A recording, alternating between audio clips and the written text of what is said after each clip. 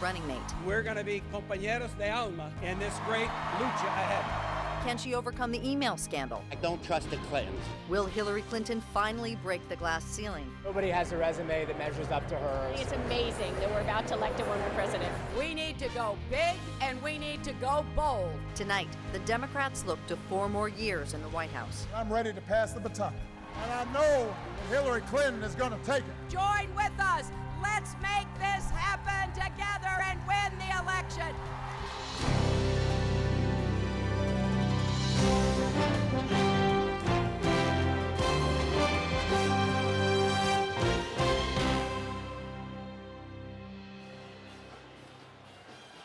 Good evening and welcome to our special PBS NewsHour NPR coverage of the Democratic National Convention in Philadelphia. I'm Judy Woodruff. And I'm Gwen Ifill, joining us as they did all last week in Cleveland, across the arena on the podium, NPR's Rachel Martin. And in the anchor booth with us, syndicated columnist Mark Shields and New York Times columnist David Brooks. Also with us, NPR's national political correspondent, Mara Liasson, along with Amy Walter of the Cook Political Report. And down on the floor, we have NewsHour correspondent John Yang and NPR congressional reporter Susan Davis. The Democrats rolled into town this weekend, but not without some controversy. We'll get to that in tonight's speakers, which include Senator Bernie Sanders and First Lady Michelle Obama, right after this short break. Funding for this program is provided by XQ Institute.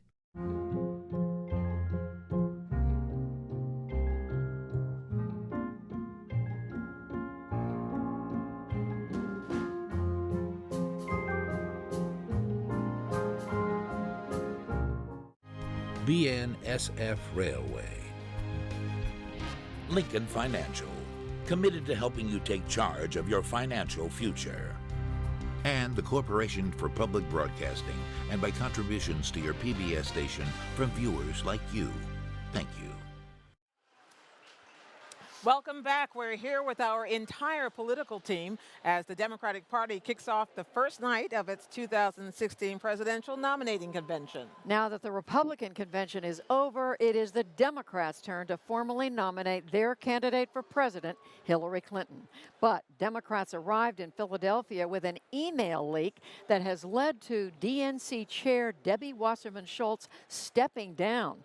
And so far this afternoon, Bernie Sanders supporters have been vocal and not in a fun way, in a positive way on the floor.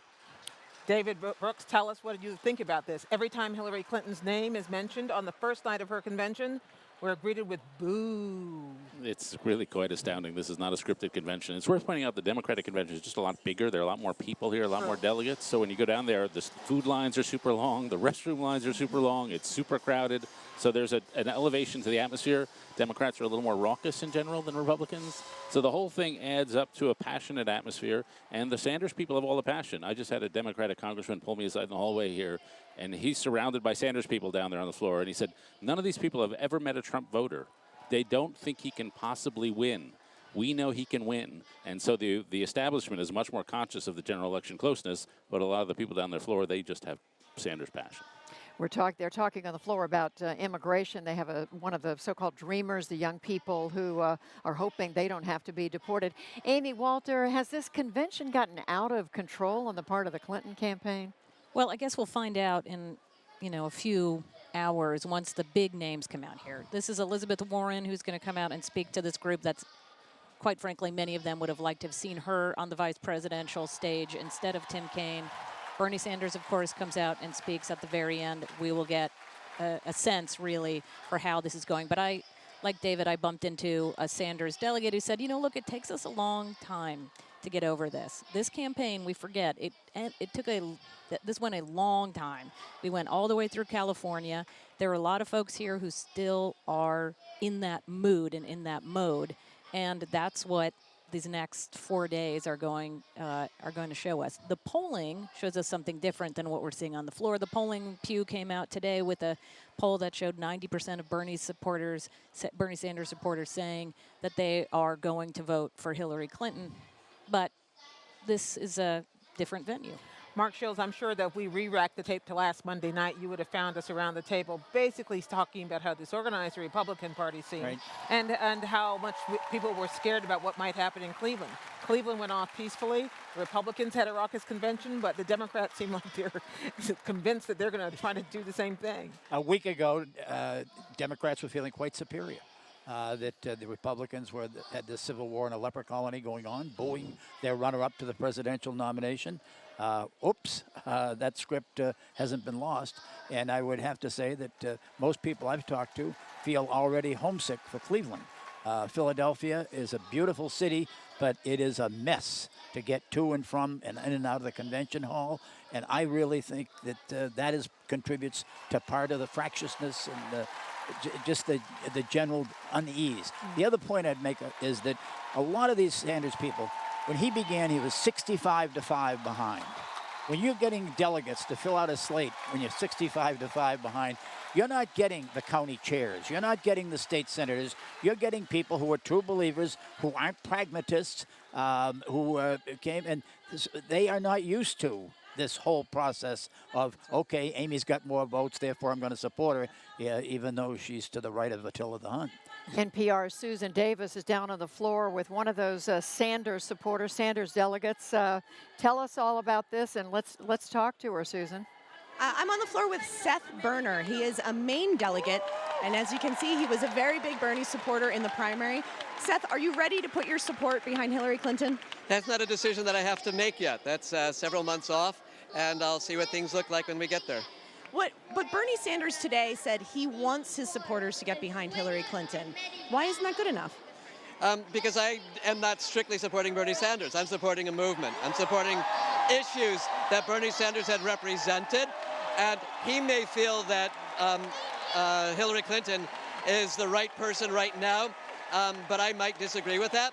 And so if my support of issues calls for me to look elsewhere, at least for now, then that's what I'll do. What do you see your options as?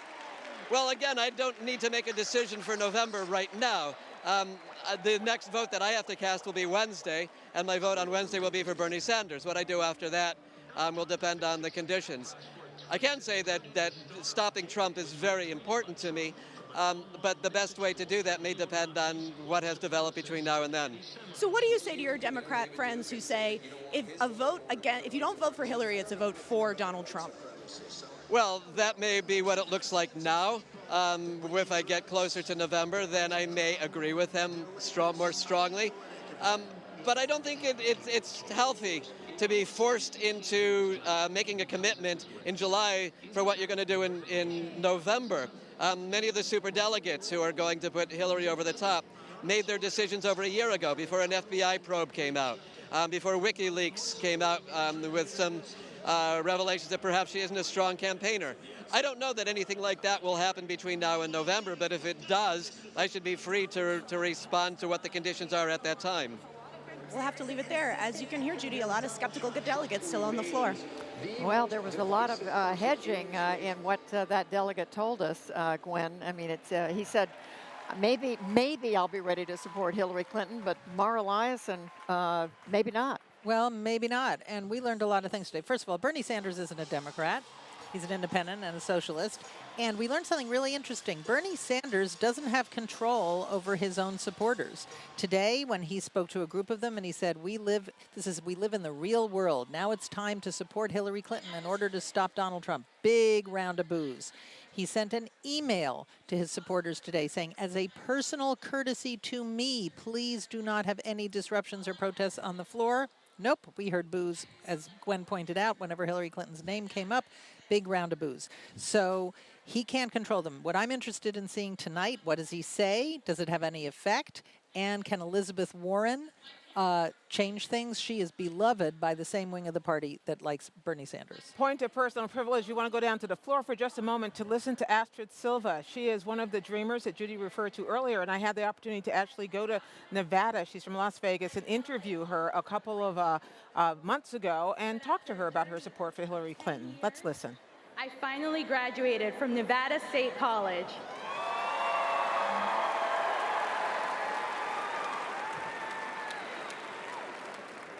My family and I are here because of people like Senator Harry Reid, mi abuelito, who put themselves in our shoes and helped us.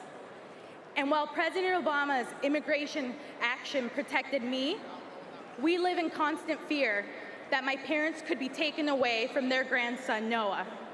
So when Donald Trump talks about deporting 11 million people, he's talking about ripping families apart, separating families like mine and like Carla's. Hillary Clinton understands that this is not who we are as a country. I have seen her comfort children like Carla who are scared that they might lose their parents to deportation. I know she will fight to keep our families together. Nuestras familias. I know she will. Now we're going to go down to the floor where NPR's Rachel Martin is standing by with one of Bernie Sanders' earliest supporters. That's right, Gwen. I am here with Senator Jeff Merkley of Oregon. He was the only U.S. senator to come out in support and endorse Bernie Sanders. Senator Merkley, what was your message tonight as we see what's been a raucous dissent in the arena thus far in the convention? My message was that to advance the vision that Bernie put forward, we need to follow his lead, and that is to work together in partnership, in unity, to make sure that our Democratic nominee, Hillary Clinton, is elected in November. You know, a lot of the people I've talked to in this hall say this isn't just about Bernie Sanders, the man. This is about a movement that he started, and they don't so much like being told by the party elders, so to speak, that it's time to get in line. That's right. It's very much a grassroots movement, and people are kind of, their hearts are broken that Bernie didn't win. And now they're wrestling with how to advance the ideas that they really care about, to make sure we tackle global warming aggressively, that we really take on living wage jobs, that we expand Social Security. How do we do these things? And as Bernie's indicated, the best way to do them is to weave them in to the DNA of the party, weave them in to Hillary Clinton's campaign. And he's worked well to make that happen, and that's a path forward that I think will take us a lot closer to these goals. Senator Jeff Merkley, back to you in the booth.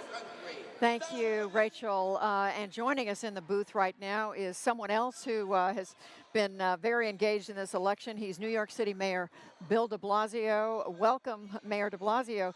You've endorsed Hillary Clinton. Some said you were late to endorse her. What's going on in your party right now? I feel fine about our party right now. Look, I think we had a real substantive debate in the course of months and months. I think the progressive wing of the party made a very big impact on the platform, certainly on Hillary Clinton's platform, but also the party's formal platform here at the convention. And I think that was a very healthy process because people in this country want to see issues like income inequality addressed. They want to see a real response to what's been a quarter century more economic stagnation for most middle class and working class Americans. And this party has gotten to that point very organically, and I think there's going to be plenty of unity. I don't mistake some of the immediate frustration that's being felt today, which is the result of the leaks, and I think very legitimate frustration from the larger effort that will be made over months to bring people into alliance and into a shared effort to win the White House. I'm quite convinced that will happen. Mr. Mayor, we just heard from a Bernie delegate on the floor who was wearing the lovely crocheted beer can hat that he was more interested in supporting a movement than in supporting a candidate. It reminded me a little bit of something you dealt with in New York, which was the Occupy movement, yes, which eventually fell apart of its own weight. But I wonder if you see that similarity. I think it's a very important point. I think the fact that Occupy, with all of its challenges, had a huge impact on the national debate and on many decisions that were made around the country indicates how much more could have been done had a coherent movement come out of it. I think we have an absolutely priceless opportunity, after what Bernie has achieved to his great credit, to see a movement for fundamental economic change emerge that will animate a lot of the work of the Democratic Party as well. I think we have that possibility here, and it's not at all inconsistent with electing Hillary Clinton president. Hillary's platform, for God's sakes, is, from my point of view, the most progressive in decades, particularly on economic inequality issues, raising minimum wage, higher wages and benefits in general, taxing the wealthy. These are the kinds of things we progressives have waited to see in a party platform and wanted to see be a priority. Now they are. let's also see a movement that sustains that and actually achieves those specific policy changes. We're talking to New York City Mayor Bill de Blasio. David Brooks has a question. Yeah, I'm really struck on this first day what a big central role trade is playing, opposition to TPP.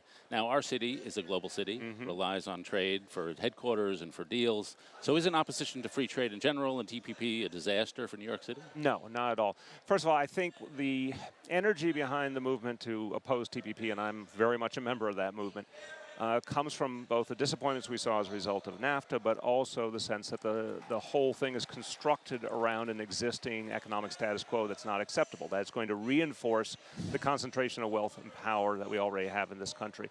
I think you're going to see a very vibrant movement to oppose and stop TPP. New York City right now, as a global city, is doing quite well without that trade agreement. I think we can all agree on that factually. A very diverse economy and one where we can thrive. And if there's going to be trade agreements, I think none of us say it's impossible to have trade agreements. They have to be on terms much more consistently favorable to the American worker and not involving so much reinforcement of the current corporate power structure. Mark Shields. Mayor de Blasio, long before you achieved fame as mayor, you were a Boston Red Sox fan. Yes. And one in Still New York, am. and still are, remain that. But you ran Hillary Clinton's 2000 campaign against Rick Lazio. And Rick Lazio, who ran a very good campaign, said afterwards that anybody who runs against Hillary Clinton ought to be concerned about any allegations of sexism in the way he comports himself, and that it would resonate, especially given the Roger Ailes, Fox News story of late, and Donald Trump's behavior. Take us forward, put on your campaign hat. How is a Trump-Hillary Clinton race? How does that come down, given the Lazio experience? I will answer it with first the preface. I honestly believe that the economic issues are going to dominate this election more than terrorism, more than the obviously historic moment of the first woman president. And I think the more those economic issues get prosecuted, the better it'll be for Hillary and the Democratic Party. But to your point, Donald Trump has set up an equation that will energize, in my opinion, a lot of women, particularly in swing states, a lot of moderate women, a lot of independent women. To ultimately choose Hillary because he's so outrageously sexist. If Hillary says there's a double standard in our society, there clearly is. There's sexism and racism quite evident in our society. Donald Trump proves the point every day in the kind of terminologies he uses very lightly and in the general attitude he has towards women throughout his career. So I think whether it's the Roger Ailes situation or so many other indications, obviously the lack of pay equity, I think being the sharpest tangible issue besides all symbolism and verbal issues, I think the pay equity issue is really being felt deeply by women across the country right now. Mr. Mayor Mara Eliason joins us from NPR. She has a question. I want to come back to the unity or lack thereof of this convention. This is not what the Democrats had planned. They wanted a complete contrast to the mess in Cleveland. And you've got Hillary Clinton's name being booed every time it came up today, and you're still hearing boos now. Why isn't that a problem for Democrats? Well, first of all, I'll be very straightforward. It's the first day. A brief answer, I'm afraid, but go ahead. It's the first day of a convention after a rather shocking revelation came out, and people are getting it out of their system. I think by the time we get to the end of this convention, you're going to see plenty of unity. I also think that there's a small number of, true diehard Bernie supporters who aren't going to give up like with any other movement, but the vast majority of Bernie supporters recognize we have to elect Hillary Clinton and stop Donald Trump, and I think it will be evident by the end of this convention. New York City Mayor Bill de Blasio, thank you very much for talking with us. Very welcome. Thank you. We'll be watching for your remarks. Thanks again. Thank you. Well, we continue to listen to the floor, and as Gwen and Mara were just discussing, we're still hearing occasional boos. Whenever Hillary Clinton's name comes up, Mark Shields, there are more boos. And that surprises me. I'll be very honest. Even with Louis Gutierrez, one of the real firebrands of pro-immigration movement in the Congress. I mean, I honestly am surprised by it. I understand the anger and the irritation with the 19,000 emails and the obvious tilt that on the part of the Democratic National Committee toward Secretary Clinton's campaign. But Okay, Mark, we're going to go cut away to the floor because we now have two speakers there, Jason and Jared Collins. They're twin brother basketball players, but one of them was the first openly gay basketball player in the NBA. We're going to listen to them for a moment. Raised here in America. I want my kids to know that anything is possible here. I want them to know that any more than any star athlete, the President of the United States is a role model to millions of children. So when it comes to Donald Trump, how do you tell your kids not to be a bully if their president is one?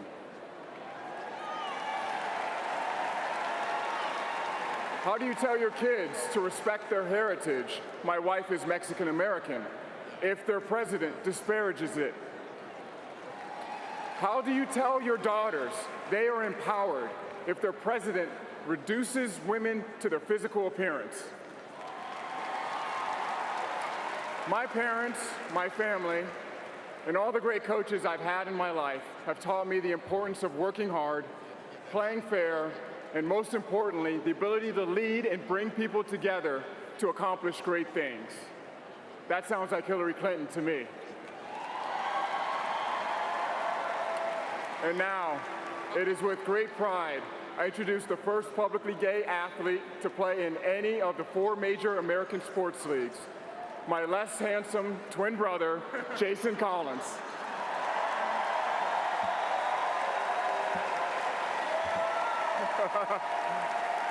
Thank you, Jaron.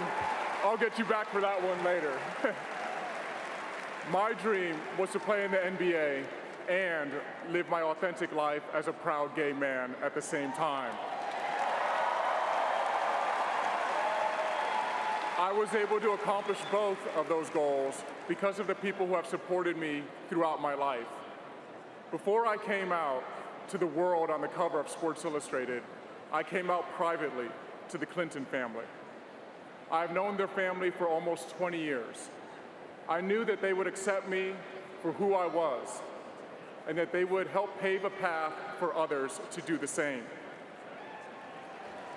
I am forever grateful for their words of wisdom back then and their unconditional support. They knew that my sexual orientation made no difference in my ability to play basketball. Just as someone's gender makes no difference in his or her ability to lead our nation.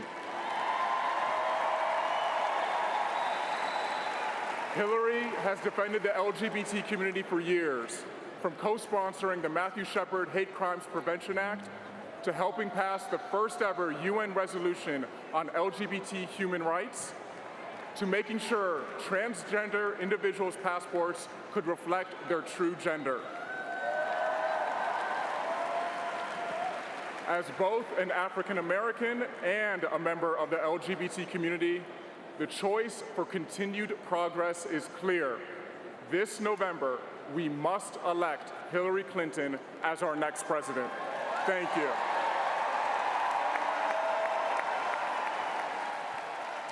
Retired NBA player Jason Collins managed to get the attention of this unruly audience at the crowd of delegates at the Democratic National Convention in a way that a number of the other speakers have not yet.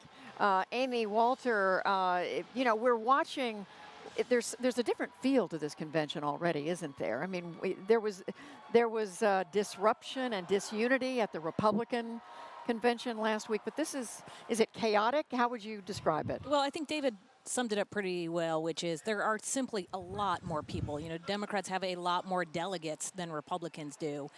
You add in the fact it's about officially 1 billion degrees outside and even a little bit hotter in here, and it just creates this feeling like you know, you can just that I think is helping to spur on some of the energy and as well as maybe getting people's nerves a little bit frayed. But I think what you're seeing on the program tonight, look, this is the message that the Clinton campaign is counting on, which is diversity is the way that they win this election. Demographics are the reason that they win this election.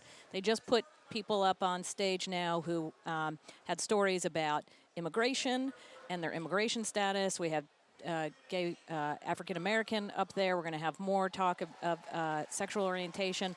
And the message throughout this is going to be that Donald Trump is looking and aiming his message at one very small group of voters, namely white voters. We are a party that's much bigger, and quite frankly, Clinton will say, or the Clinton campaign will say, that's what elected Barack Obama as well. I remember there were exactly 2 episodes during the Republican convention where there was mention of LGBT rights. That was during the Trump speech, and an openly gay business executive from Silicon Valley. And after that, that was it. I suspect we'll be hearing it more. Well, hold all your thoughts, because we want to go down to John Yang, who's in the Iowa delegation and is capturing some of the energy we're seeing on the floor. John? Glenn, I'm with Chris Larson. He's a Sanders delegate from Iowa. He was a precinct captain.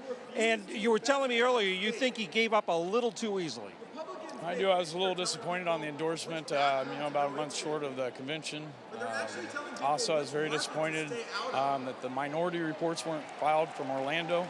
I think some of them had some really good potential to have a fight up here, specifically the TPP, which is a rotten trade agreement that Hillary Clinton once touted as the gold standard in trade policies. Licked her fingers, stuck it up in the air to see which way the wind was blowing, and realized public sentiment was against it, and then now publicly opposes it. But her representatives in Orlando pushed back on specific language regarding the TPP. So, and now Senator Sanders is urging party unity, urging his followers to support Secretary Clinton. Yeah, I'm not doing that. I will not vote for Hillary Clinton. Why not? Because it's become very clear during this primary season that the Democratic Party is still beholden to its corporate masters. Nothing has changed. So, are you going to vote for Donald Trump? I will never vote for Donald Trump. What are you going to do in the fall? I'll probably leave that portion of my ballot blank. And what more do you think, other than fighting on TPP, what more would you like to have seen Senator Sanders do? Well, like I said, in the Orlando Platform Committee meeting, 25% of that delegation signed the petition to move it forward to Philadelphia. The Sanders campaign then had 48 hours to submit that minority report, which they never did. They released that they would be considered as obstructive and divisive to the corporate media. So in the best interest of the party, they decided not to. But you would have been welcome. You would have liked to have seen a fight. I would like to have a floor fight with the TPP. It's an absolute worst deal. It's worse than NAFTA, CAFTA, permanent normal trade relations with China. It's irreversible. We can never get out of it. So a Sanders delegate from Iowa disappointed that Senator Sanders didn't put up more of a fight. Back to you. Thank you, John. That came through loud and clear. David Brooks, this is a delegate who's picking up on the theme you were asking Mayor de Blasio about. Yeah, there are signs about the TPP. I mean, remember, this is Barack Obama's trade treaty. This is not like some right-wing thing. Hillary Clinton did indeed call it the gold standard of treaties, and she was sort of part of the team that helped negotiate it. And there has been, up until this moment, a pretty bipartisan consensus. George W. Bush, H.W. Bush, famously Al Gore and Bill Clinton, all supporting free trade, all basically accepting the logic of globalization while trying to cushion the effects of it. But when you see people talk about the corporate media, the corporate establishment, as Mayor de Blasio did, about the corporate structure, this is a much more radical and revolutionary fervor, and TPP is the focus of it, as immigration was on the Republican side. But there's a lot of hostility to the basic structure of the way the economy is working, and that's not going to be quieted over 4 days. Well, can we talk a little bit about trade, Mara? Because this is one of these issues in which both leading members of this ticket, who are likely to leave here as a joint ticket, Hillary Clinton and Tim Kaine, were completely on the opposite side of this issue. And generally when that happens, it's called a flip-flop. That's right. Well, they've moved. They've moved to the left on this. And this is the issue that Donald Trump says over and over again is why Bernie Sanders supporters should come to him, because he's going to solve their trade problem. Trade is the uniting factor. It unites the left and the right. It's the populist issue that unites both of them. And, you know, I know it's hot here, and I know it's the first day, and I know Democrats are not an organized party, but this is something different. Every time the nominee's name is mentioned, she's booed. Now, Trump's name was barely mentioned by the speakers in Cleveland, but it wasn't booed every time. And that's really extraordinary to me. And that these people are not even beholden to Bernie Sanders. And it should be said they're all holding those TPP signs, the red slash through it. Mark, how do you explain this TPP? I mean, do you see voters who feel strongly about trade making that the determining reason to vote for one candidate or another? I mean, we just heard this delegate John Yang was talking to say, yes, I feel strongly about TPP, but I would never support Donald Trump. it fueled two candidacies, two absolute surprise candidacies: antipathy, distrust, dislike, disappointment in trade. Donald Trump and Bernie Sanders. They were both driven by that. It was overpromised and underdelivered. NAFTA was going to be good. It was going to lift everybody up. And let's be very blunt about it. There are no $35 a week bureau chiefs coming into the country and taking jobs. And that was, quite frankly, I think the media was out of touch on it. And I think there was an elite out of touch on it, and have been. And all you have to do is travel through Ohio, travel through Michigan, travel through cities that are hollowed out, and where people who had great lives. Marcia Fudge, who's presiding over this convention, represents Akron, Ohio, which was the rubber capital of the country, where people could put their kids through college, have a wonderful future with a high school education, working hard, and those days are gone, and they might have a job at Radio Shack, except Radio Shack closed. Let's talk about the Republican and the Democratic parties, who are both trying to strive, or at least in the first few days of their convention, trying to strive to say, we are all about unity. Ignore what you're seeing. Ignore those fights happening in the street. How much more close, if it's possible, Amy, is the Democratic convention to this ideal of unity than the Republican convention was at this time last week?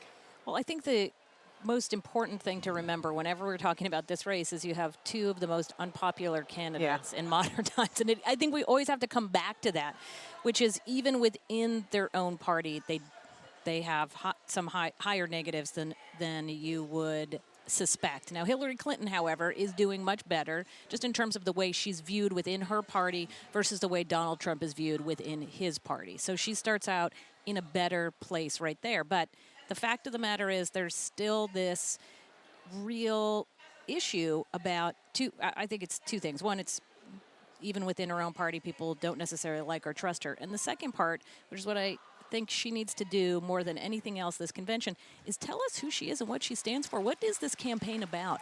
I do not have any idea what the message of the Hillary Clinton campaign is. There have been a lot of slogans put out. There have been a lot of statements on signs, but I don't know, to get to Mark's point, for people who are saying, I feel like my life has been changed. I don't know that I can go back to where I've been. I don't feel like I'm part of this America. How is she going to get them in? Maybe this is something Arjan Yang, the peripatetic correspondent on the floor, he's now talking, I think, John, to the governor of Pennsylvania.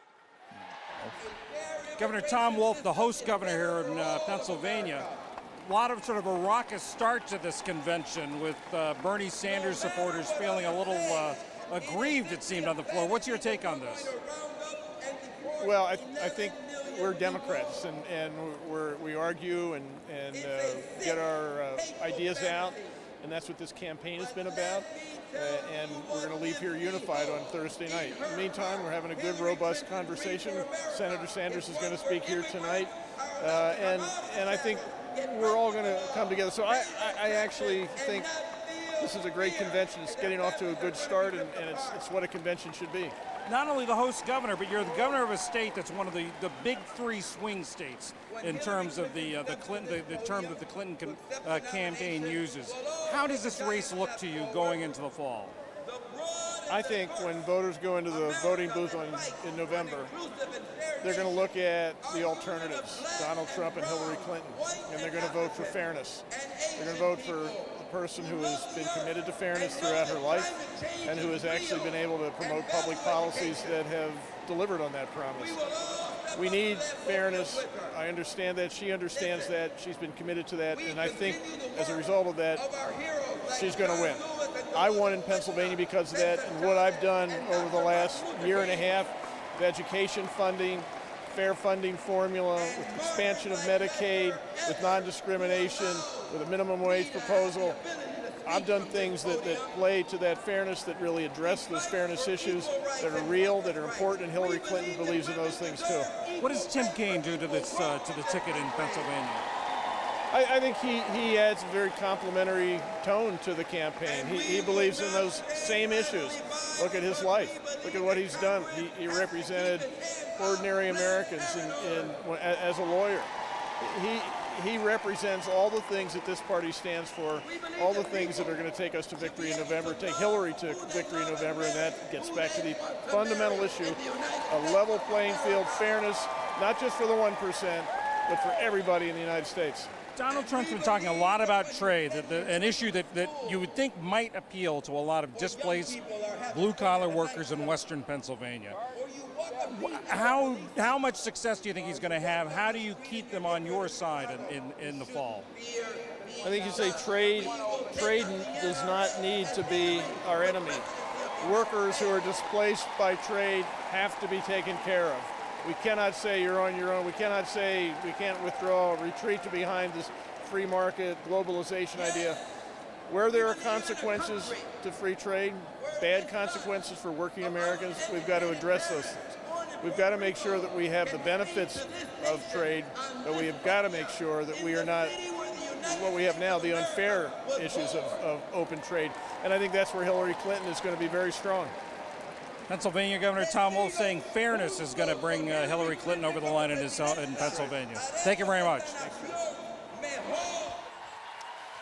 Thank you, John. And I guess there's nothing that would have persuaded the Pennsylvania governor not to come to the convention, as we had happen in Ohio, where Governor John Kasich did stay away. Maybe we'll talk to him about that later. Joining us now in the booth, though, is somebody we do want to talk to, the campaign manager for Hillary Clinton, Robbie Mook. Welcome. Hello. You said it yourself when you sat down. It's been quite a day, starting with the resignation of the chair of the Democratic Party. We've been talking about it in the booth, boos for Hillary Clinton tonight. It's not exactly the start you were looking for, is it?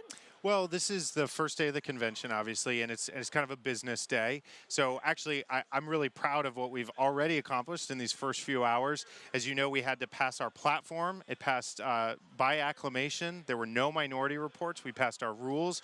We passed a reform commission that the secretaries, our campaign, Hillary's campaign, and Senator Sanders' campaign collaborated to create. All of those passed unanimously, no minority reports. Look, there are a lot of people on the floor that have really strong feelings. It's been boisterous. It's been fun. People are expressing themselves, and we're really excited. We have some of the brightest stars in our party speaking tonight, and that's what we're looking forward to. So it's fun to hear Hillary Clinton's name booed every time it's mentioned. Well, I think, look, this is the first night, lots of strong feelings, but I'm very confident coming out of this, we're going to be very unified as a party. Headlines tomorrow that say you got that platform, the commission, whatever, credentials committee passed, and that they had fun doing the likely nominee? Well, I think what matters here is the story that we're going to tell over the next 4 days. We're going to talk about how Hillary Clinton has fought all of her life for working people. She's been motivated to fight for kids and families, to break down barriers to opportunity. We haven't even started to tell that story, essentially, on the floor. They're going to hear from some terrific speakers tonight about the economy specifically, how Hillary Clinton's going to stand up for working families, and the real threat that Donald Trump presents. You just saw a video about that, how he makes all of his products overseas, but blames other companies for exporting jobs. David Brooks has a question for Robbie Mook. Let's go to the likable enough subject. Everyone Hillary Clinton's personal numbers are not fantastic in terms of likability and trustworthiness, but everyone who works with her personally tells a warmer and different story. So you work with her personally. Could you give us an anecdote or two of her being nurturing, kind, surprising to the public image? I'd say two things. First of all, my dad unfortunately got injured late last year, and I'd sort of mentioned it to her at one point, and I remember like 10 days later, how's your dad doing? And I'd forgotten I'd even told her about it. The other one was she actually went down to Kentucky, and I didn't even know she met my brother's family when she was down there. Reported back to me. I saw the kids. I saw everybody. Look, this is someone who cares about kids and families a lot, and Hillary Clinton is a workhorse, not a show horse. She has a long record of accomplishment, and because she doesn't brag about it all the time, people don't know a lot, but that's actually what we're focusing on here at this convention, is telling that story, talking about some of those accomplishments. And one thing you're going to see here that you did not see in Cleveland are everyday people getting up on the stage and talking about the difference that Hillary has made in their lives, and we're really proud of that. Mark Shields, a question for Robbie Mook. Robbie, the bounce out of a convention. Historically, Bill Clinton got a 16-point bounce in 1992. Now, Donald Trump, surprisingly, after bad reviews from people like David Brooks and myself and virtually everybody else we know, Mara, has gotten a bounce. And the LA Times, CNN, and CBS polls all have him ahead of you.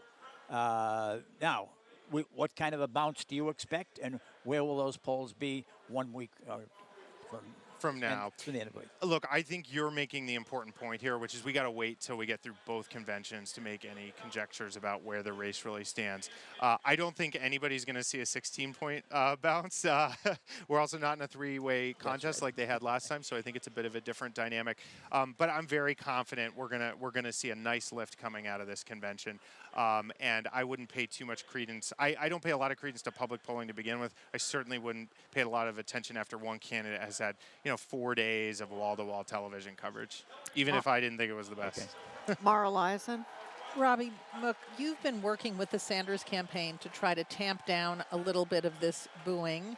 So far, it doesn't seem like it's worked. Bernie Sanders has sent out an email making a personal plea as a personal courtesy to him. Please, no protests on the floor. It's not working. He can't control his people. Why shouldn't we expect that she'll be booed all throughout, all 4 days? I think, first of all, it's important to put it in perspective. It's always you can always find one or two people here or These there. are more than one or two conjecture. people. Well, but it's, again, I think it's important when they have stood up to vote on the issues that matter, they've been voting together and they've been unified. And it took a lot of work between the two campaigns to get there. I think as we get through the next few days, you're going to see this group come together. We're going to hear from Senator Sanders directly tonight. He's going to speak to his supporters about this. We're going to hear from Senator Warren.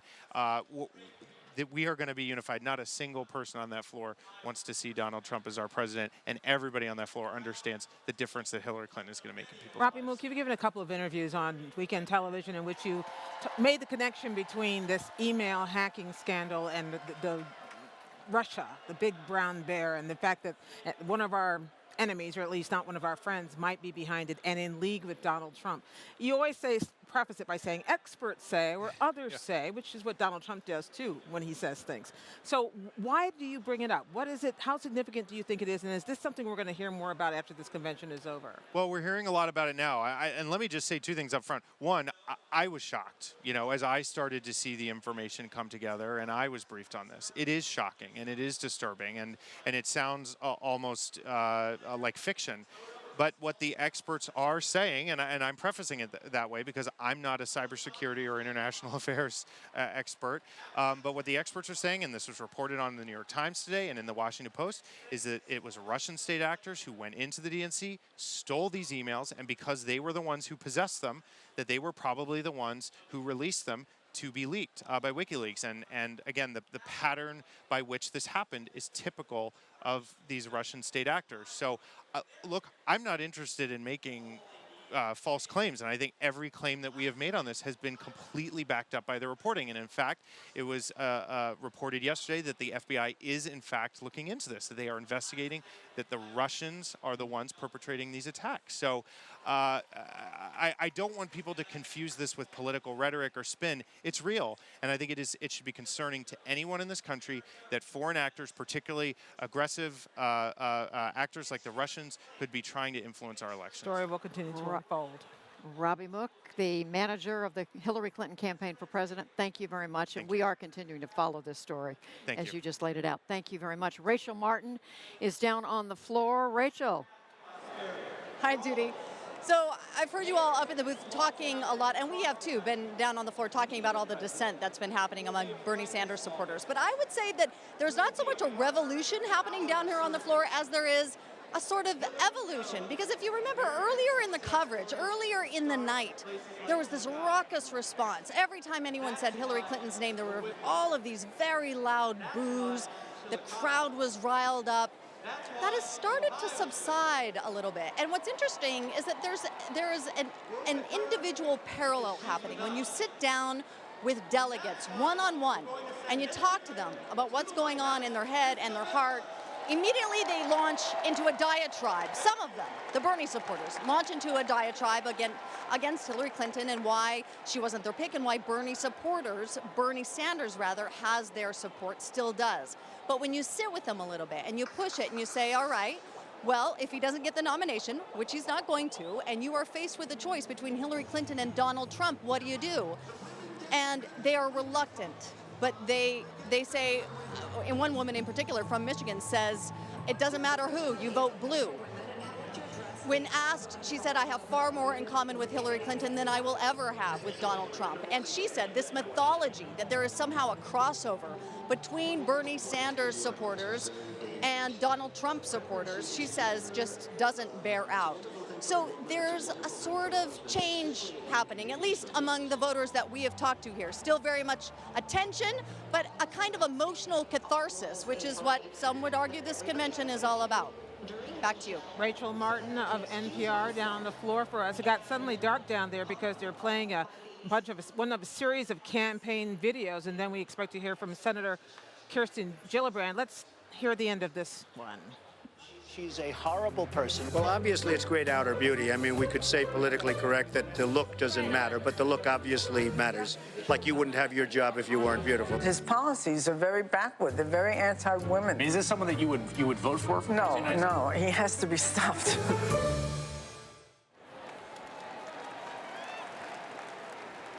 Ladies and gentlemen, please welcome Senator Kirsten Gillibrand from New York.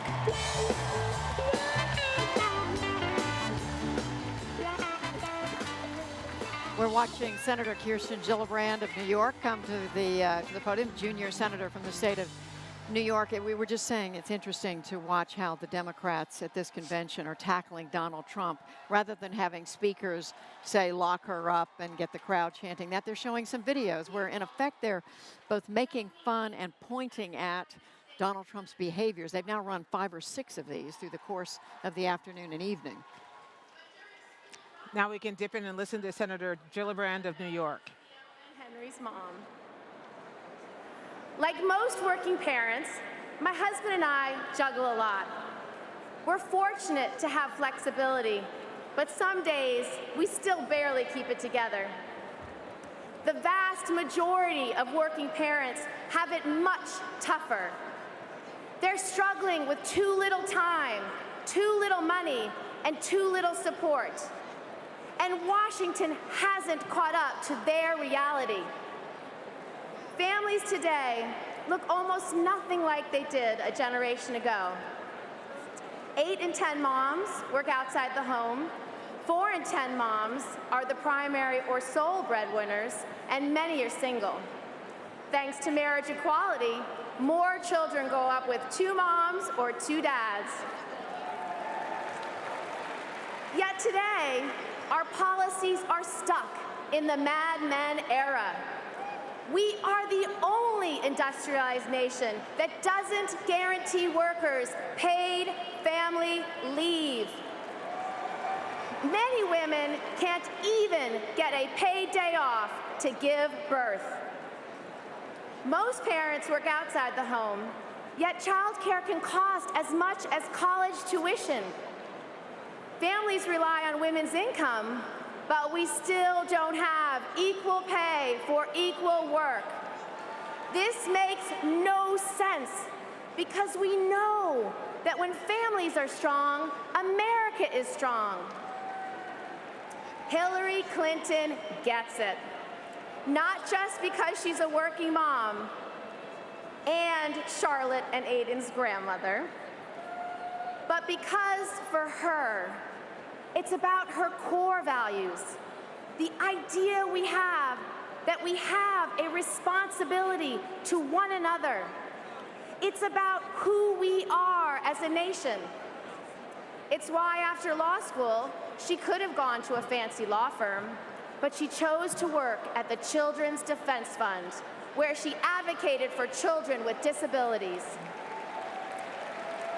It's why, as America's First Lady, she helped create a health insurance program for children so that 8 million kids could get the care they need. And it's why, as Secretary of State, she helped women and children to escape violence and poverty, to attend schools, support their families, and reinvest in their communities. And it's why, as President of the United States, she will bring our workplace policies out of the dark ages and always, always put families first.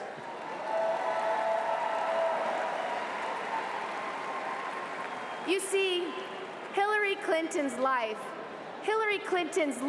work has been defined by one question: how can we help those who need it the most?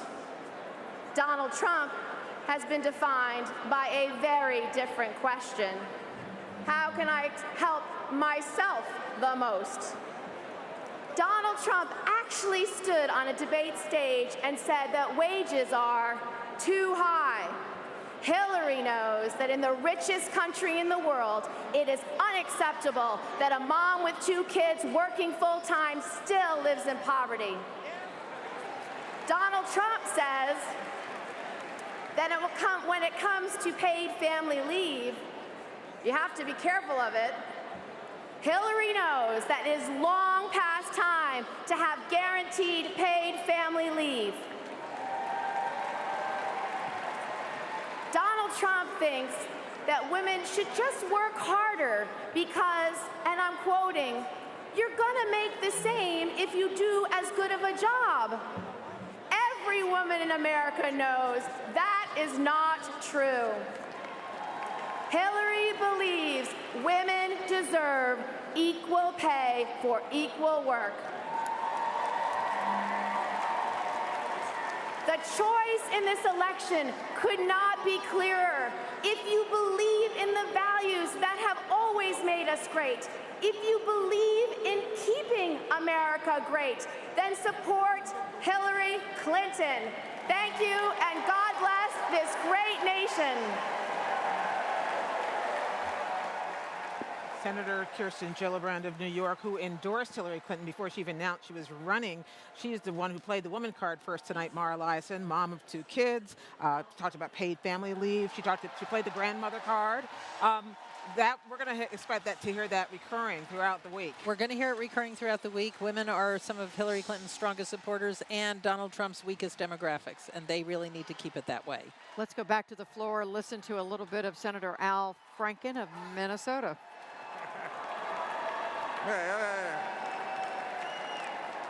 Save it for the end. I'm Al Franken.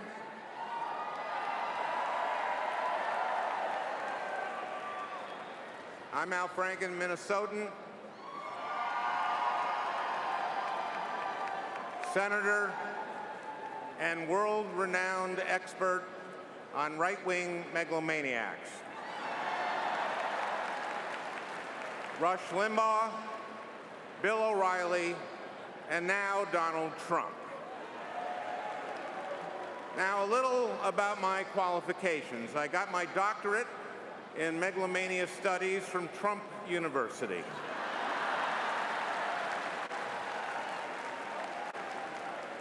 Sure, I had to empty out my 401k and take a reverse mortgage on my house to pay tuition. But Mr. Trump, or rather some people who said they'd once met him, convinced me that it was worth it.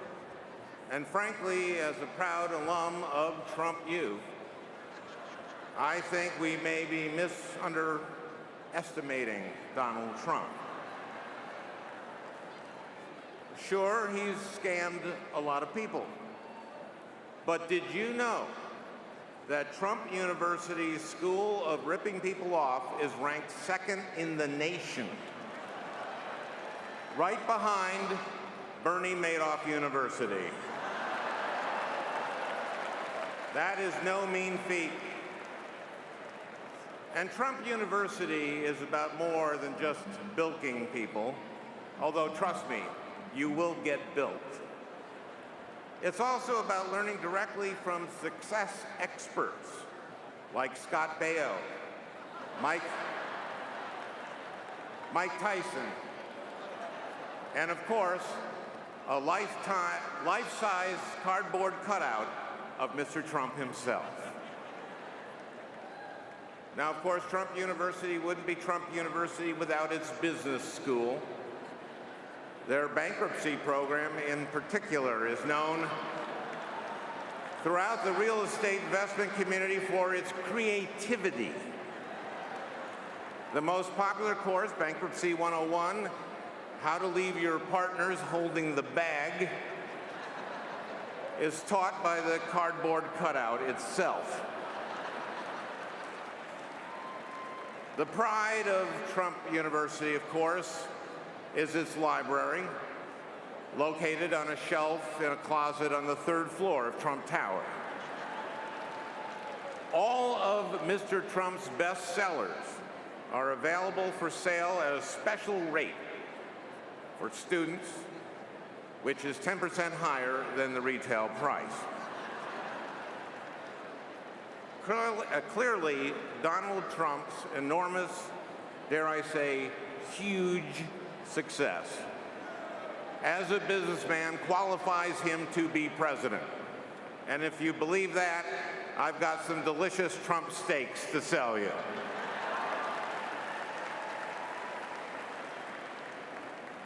In all seriousness, I think rather than voting for someone who's never done anything for anyone other than himself, maybe we should go with a candidate who spent her entire life working to get important things done for the American people.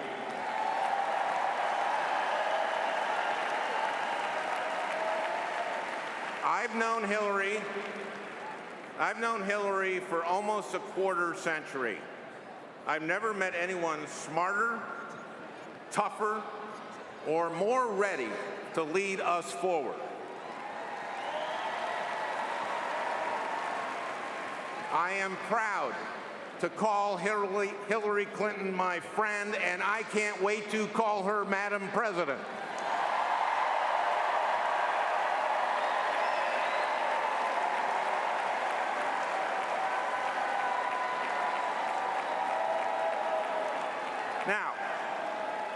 Now we're going to have a lot of fun this week. We're going to have a lot of fun this week. But when we wake up Friday morning, there will be just 102 days left until the election. And what you, yes, all of you, what you do in those 102 days could determine who wins. And I mean that literally. I won my first race for the Senate by 312 votes. There's my Minnesota delegation. There are people up there who contacted more than 312 people themselves, and literally, I would not be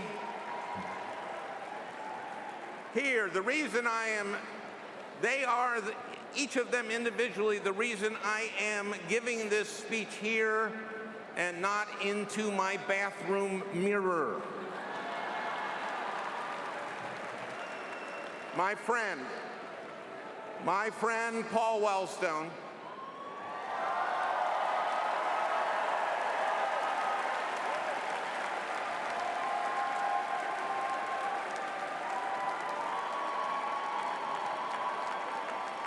my friend Paul Wellstone used to say, the future belongs to those who are passionate and work hard. This week is about passion, but starting Friday morning, it's all about work, hard work. Now, many of you have jobs.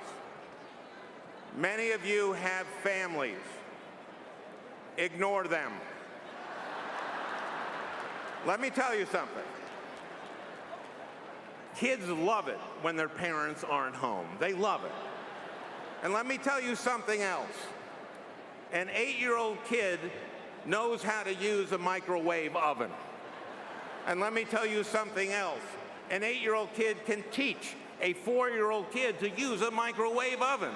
It's just scientific fact. Don't worry about your kids. They'll be fine. You have work to do. Get on those phones, knock on those doors, and tell them Al Franken sent you. Thank you. Get him. That's Senator Al Franken of Minnesota. We first came to know him as a comedian on Saturday Night Live, and he got very serious after he was elected to the Senate, and now he's back to making jokes again. We're at the top of the hour here, or the PBS NPR coverage of the Democratic National Convention. I'm here with my partner, I'm Gwen Eiffel. I'm here with my partner, Judy Woodruff. We're joined by David Brooks and Mark Shields and Ron Elving of NPR. And we are also joined at the top of this hour by Marcia Fudge of Ohio, who was tonight was part of the gavel handing over at the beginning of the evening. And the interesting thing I found, Representative Fudge, is when you got up there and you began to speak to the audience, you were at the heart of the booze and you didn't look pleased about it. Well, you know what? I don't think anybody's pleased about being booed. I mean, I don't think that makes me unusual. I think that what I tried to convey, and I think what I did convey, is that I believe in respecting all people. I believe in hearing all views, but I expect that same respect in return. And we've got 4 days of convention. I thought it was important to set a marker right then.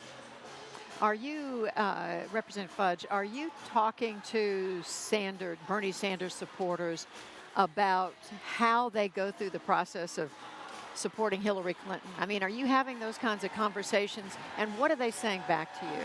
Well, let me just see if I can put it to you this way. There are probably about 1,900 Bernie delegates in this building. I would say probably 1,500 of them are already united behind Hillary Clinton. I mean, if you really listen to where you were hearing most of the boos, it was coming from 2 delegations. It wasn't coming from all over the arena. I think that we, at some point, have to understand that there are going to be some people in this building who will never support Hillary Clinton. But those that we believe that will, we are constantly talking with them. We're talking to the ones that we're not even sure that we can get, but we're talking to everybody. Mark Shields, you have a question for Congressman Fudge? I do, Marcia Fudge. And that is this. Ohio, Akron, Cleveland, York, Bailiwick, your former mayor, you know it well. Right. Why is Donald Trump running even in Ohio in the latest respected polls? You know, I really don't pay a lot of attention to polls at this point in time.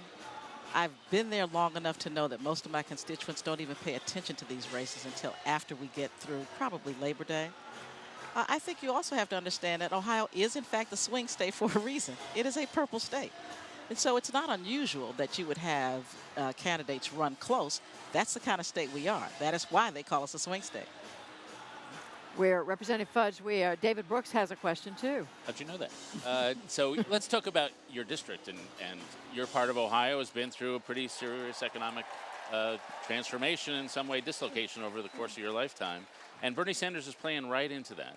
He's got a much more radical and transformational view of the economy. What can Hillary Clinton possibly offer your constituents that will satisfy some desire for a pretty fundamental transformation of how the economy is working for them?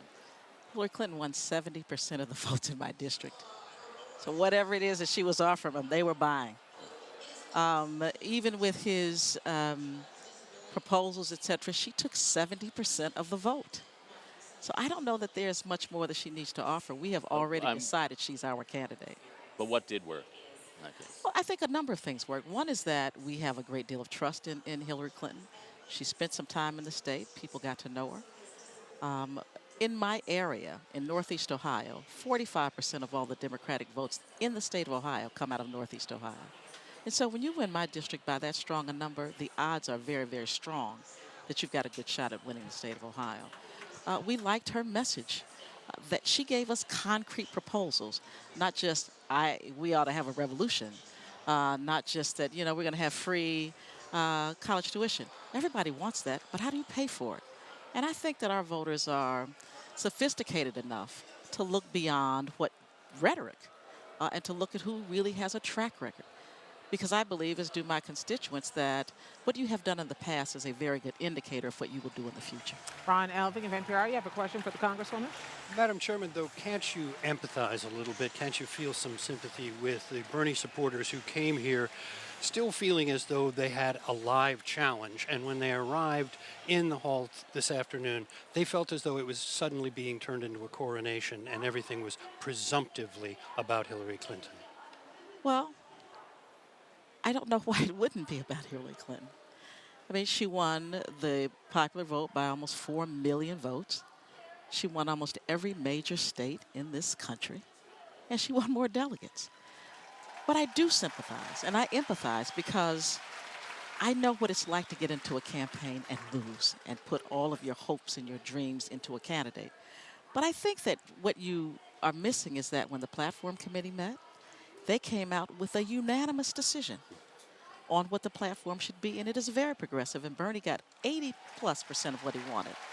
I sat in the Rules Committee meeting on Saturday. They are the ones who came up with the whole idea of a unity commission. So I don't think that they were totally disenfranchised. I think the people you're hearing now are the people who were not involved in those discussions. I think the people who have been left out not by our campaign, but as well as his. And so I do have some empathy for them. But I do also believe that there comes a time when we as Americans have to be patriots, and we have to do what is best for the country. And if our feelings are hurt, I apologize for that. But it is my role to conduct a convention that is going to be fair, that is going to hear all sides, within some framework of order and procedure, and that we come out together. And I believe that that is what is going to happen. Representative Marcia Fudge, who is running this convention now after the changes that happened this morning. Thank you very much for coming. Can I, before we say Sure. thank you to you, Yeah. I want to ask you about the changes that happened this morning. We can't let you go without asking you. Do you think it was the right thing Thought to I do? got away. You thought you'd gotten away. For Debbie Wasserman Schultz to step down? I do. I thought it was the right thing to do a couple of days ago when she decided that she was going to step down as DNC chair. I think it was the honorable thing to do. I think it was a distraction to the party, and Debbie is my dear friend. But I think even Debbie realized that it had become such a distraction that it was going to consume this convention. I also feel that after doing what she has done for 5.5 years, it was really time to go home, to spend some time in her own district where she is facing a very difficult challenge. And so I do think it was the right thing to do, and I applaud her for doing it. Okay. But now we can say. Now we can say, thank you very much. You've taken over this convention, and we'll go back, let you go back to your very important duties. Thank you. Thank you for having me. I appreciate it. Thank you. Thank you, thank you. On the floor right now of the convention is Anastasia Somoza. She, along with her twin sister, was diagnosed with cerebral palsy and another disorder when she was born. She's an advocate for Americans with intellectual and developmental disabilities. Let's listen for just a moment. The rights, empowerment, and humanity of all Americans.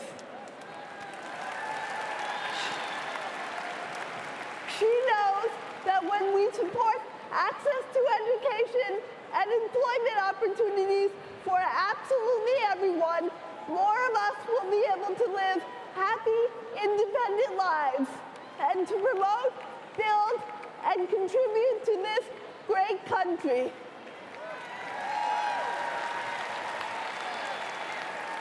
As president, Hillary Clinton will continue fighting and inspiring us all with her brave vision and tireless efforts on our behalf. On the eve of the 26th anniversary of the Americans with Disabilities Act, I'm proud to be with you, Hillary. Thank you for showing me how to live boldly with a courageous heart.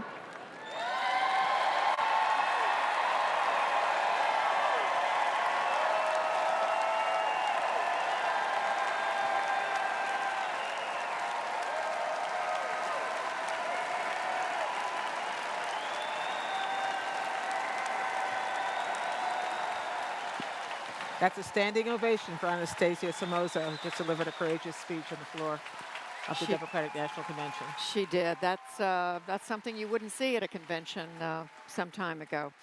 From New York, and we're about to see an introduction of a pretty special performance by Sarah Silverman. But as they get the stage set, it looks like they're getting the stage set for that. I want to turn to Ron Elving here, who is in the booth with us and has been watching this convention kind of not exactly fall apart, but certainly get off to an unlikely start. What are your thoughts about that? It sounded a little bit like a high school basketball game there for a while with the two sides cheering their team. A lot of the Bernie Sanders people did come to town with the idea that because they have the numbers that they see around them, the people around them. And because of the 46% or something like that of the delegates who were chosen by vote or primary as opposed to superdelegates, they feel that should be almost an even-Steven kind of presentation of the candidates. They should see a lot about Hillary Clinton, sure, she won. But they should also see a lot about Bernie Sanders, and they weren't seeing that, and they felt as though somehow they were just being told to sit down, shut up, and sit in the corner. And particularly some of the ones who were sitting in some of the lesser... In the corner. Yes, some of the lesser positions. Never put baby in a corner, right? Well, it was interesting, though. We heard Congresswoman Fudge say she thinks most of the dissent is coming from just a couple of states, and that's it. I'm not sure I would go quite that far, although I do think it was concentrated in very few states, and I do think that it is among people. I couldn't vouch for the exact numbers that she was saying, but she said 1,500 of the 1,900 Bernie delegates were already on board. Polls tell us most of Bernie Sanders supporters are ready to vote for Hillary Clinton, but those who are not are highly vocal, and many of them are here tonight. Amy Walter, what do we know about the delegates who still aren't on board? Is there some pattern, or are they scattered around? What do we know? Yeah, I don't know that it's confined to one state. I mean, I think certainly you've got, pockets in states where there were caucuses and he did much better than in some of these other states. But I agree with Ron, which is I think this is the first day, and this is the kind of stuff that we weren't expecting, but I'm going to be very curious to see what happens by the fourth day. And, I don't know if a lot of these folks are going to come around. I think the one person that I can't remember who interviewed him on the floor, but from Maine, made the point, which is it's not even close to November yet. And I think that's the important thing to remember here. And look, I'm part of this.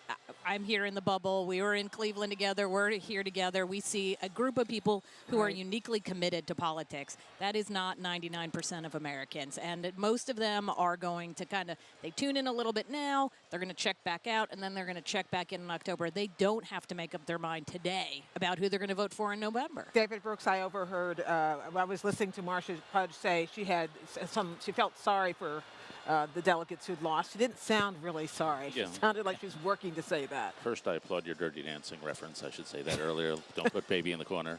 Like my Dirty Dancing reference? I flipped it right in there. What strikes me is there's not a lot of love lost totally between the two parties. There's also a huge cultural difference between the two. Like at the Trump convocation, whatever we call these things, conventions, a lot of these Sanders people are first-timers. Yeah. And so they're not used to how the game is played, and they actually reject how the game is played. Right. And so that's why they're booing. That's why the Trump people were a little raucous in their own way. They're not institutional. And it's not a coincidence that after a bunch of scripted conventions, we have two conventions that are unscripted. We have deep structural changes happening in the economy. We have the country growing through sort of a moral crisis of national purpose. Who are we? What are we about? Are we a community anymore? And that's thrown up a lot of change. And it's shown up on the floor of both these places. So, Mark Shields, what does that mean we're going to see this week? I'll tell you exactly what it means. Birds got to fly, fish got to swim. Pundits have to predict. I say that a rancor and the vitriol has gone out of the room. And I began with Al Franken, and it continued with Anastasio Somoza, and there were no boos. And when Al made his pitch, I think it was a hissy fit. To a great degree, understandably. I think Ron's point is a very persuasive one. But I really think that this is not going to be a civil war, an armed camp. So you're saying that if in fact what the campaign was doing was making a clinical decision to let them get it out of their systems, that's what's happened and that's what's worked? I think it is. I think Robbie Mook talked about it. I know there have been efforts on both sides. Jeff Rowe, the Sanders people. I mean, Bernie Sanders himself is Jeff involved. Merkley, you mean? Yep. Yeah. No, I just really do think that it's a real effort, and there are pockets. There's no question about it. But I thought Al Franken did it well. I thought he did as well as anybody has done at any convention so far. Well, let's test Mark's theory or his prognostication and go down to the floor to Rachel Martin, who's been talking to some delegates or at the podium. Rachel, what are you learning? Hi, Judy. Well, we've just been kind of taking the emotional temperature of the room, and it has shifted. We heard Senator Al Franken come out. He got a rousing round of applause. I would venture to say it was the largest round of applause we've seen all night. And he was funny, right? Like it's Al Franken of SNL. And all of a sudden, people just kind of lightened up and dropped their shoulders a little bit. And he was able to kind of shift things in the room. And then after Al Franken, a very emotional, moving address by Anastasia Somoza, and the young girl with a disability from an immigrant background who gave an impassioned message about why she supports Hillary Clinton. And it was quiet in here. People were really paying attention, and that has not been the case. We also saw someone, unclear if he was from the DNC or from the campaign, but he was urging people to start to keep their signs down in anticipation of an address by Senator Cory Booker of New Jersey. And we're going to go back to the stage for Sarah Silverman. Back to you guys. Thank you, Rachel Martin and Sarah Silverman, and the return of Al Franken. I see humor coming. Let's listen. Remember me? I'm Senator Al Franken, and this past year, I've been #I'm with her. And I'm Sarah Silverman, and this past year, I've been feeling the burn. Relax, I put some cream on it.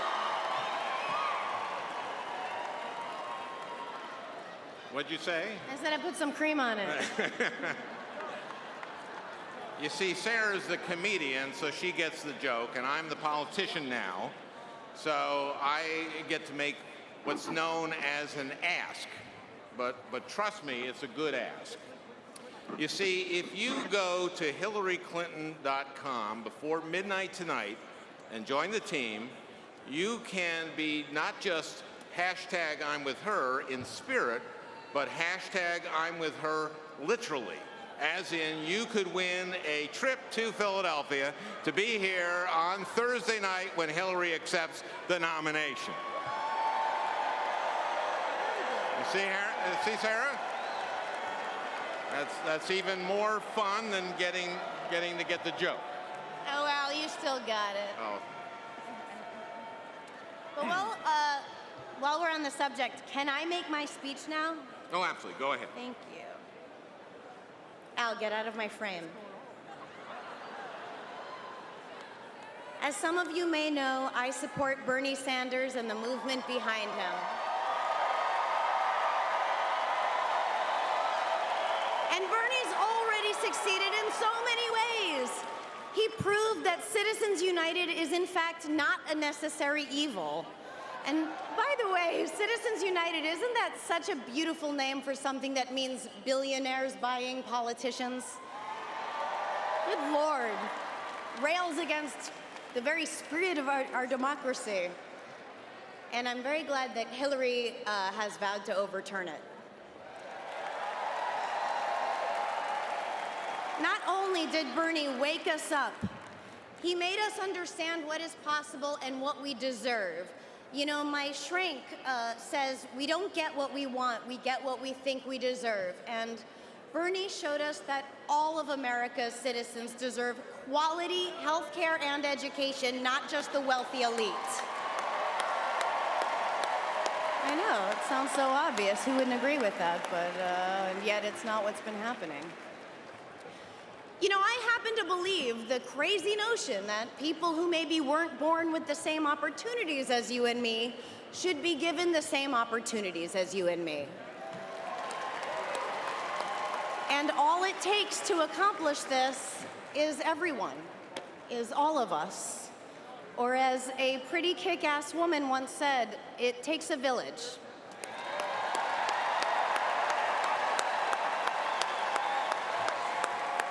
This Democratic primary was exemplary. No name-calling, no comments about the size of candidates' hands or ethnicity or how much they sweat or if they go to the bathroom. Inside secret, they do. That stuff is for third graders. Come on.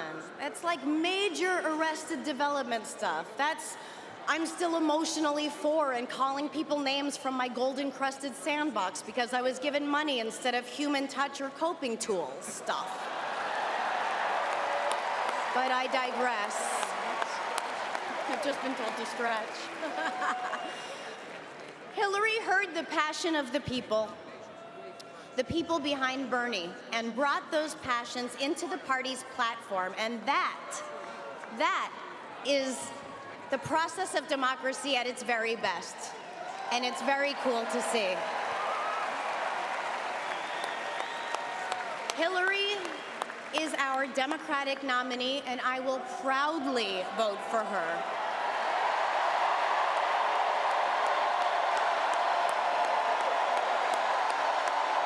It's so inspiring. It's so inspiring. Just a few years ago, she was a secretary, and now she's going to be president. I mean, come on.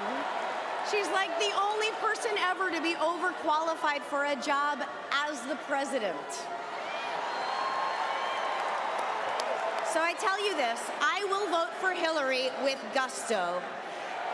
As I continue to be inspired and moved to action by the ideals set forth by Bernie, who will never stop fighting for us. I am proud to be a part of Bernie's movement, and a vital part of that movement is making absolutely sure that Hillary Clinton is our next president of the United States. Booyah, Baba Booey.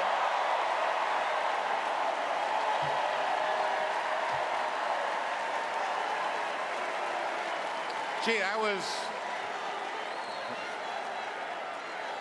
was pretty good, Sarah.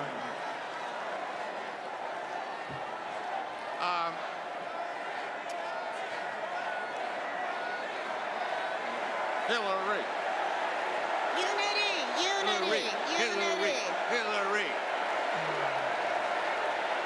The Bernie, can I just say, to the Bernie or bust people, you're being ridiculous.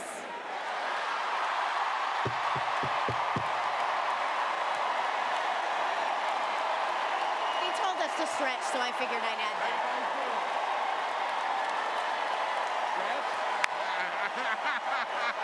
They made me cut off my speech, and now we have to stretch. Oh, I have so much I want to say. Well, okay, what? Listen to that. Listen to what you did. This is a comedian. This is the power of comedy. Thank God they can fix this in post.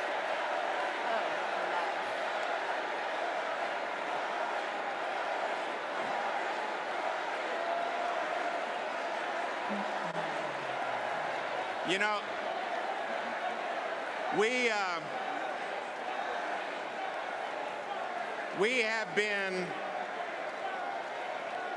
I want to thank you because Sarah and I have been asked to stretch because we are about to introduce someone that we're both huge fans of. How we doing, guys? We close? Well, we'll see. You know, Sarah, what I love about us both being here is that, it's like we're a bridge. How do you figure that This is out? Senator Al Franken of Minnesota appearing on stage, who's a Hillary supporter, appearing on stage with the comedian Sarah Silverman, who is a Feel the Burn Bernie Sanders supporter. And of course, they're both stretching for time now, leading up to the next musical act, which we'll tell you about in a moment. And she just did a pretty effective takedown of Donald Trump in saying that she, Mr. Paul Simon, has come around to supporting Hillary Clinton. But in the process, we heard her say to the Bernie supporters, "You're being ridiculous," which only caused them to shout Bernie, Bernie, even louder than they were before. And Mr. you Paul can still Simon, hear of them. course, is about to sing one of his most famous songs for this crowd, which is Calming Down After a Fractious Beginning. Let's listen.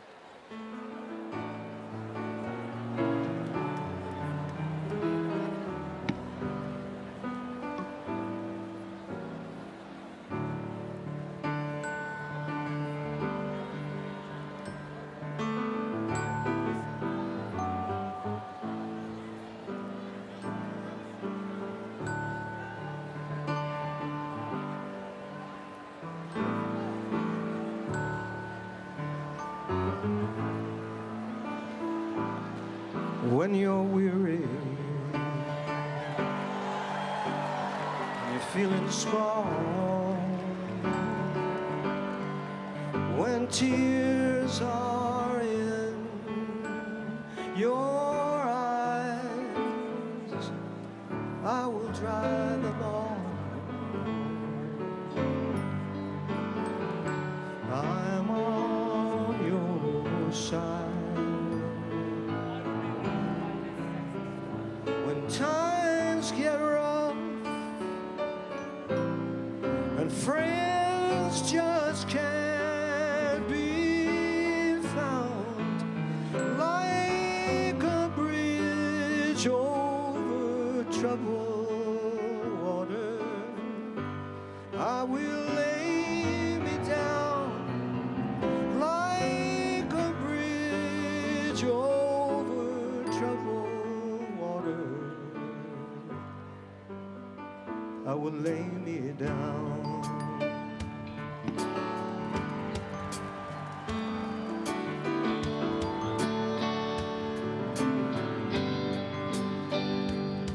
And when you're down and out, when you're on the street, yes, when evening falls so hard, I will comfort you. I will comfort you. I'll take your part. When darkness comes and pain is all around, oh, just like a bridge over troubled water, I will lay me down like a bridge over troubled water.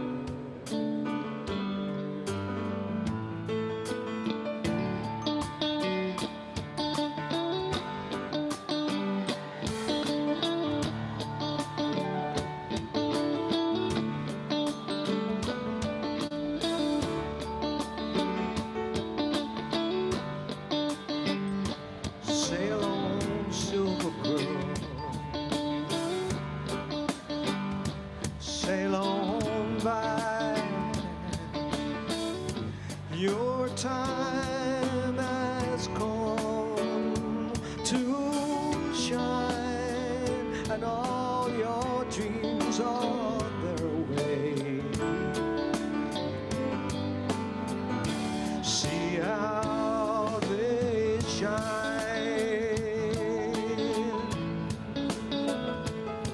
And if you need a friend, I'm sailing right behind, like a bridge over troubled water. I will ease your mind like a bridge over troubled water.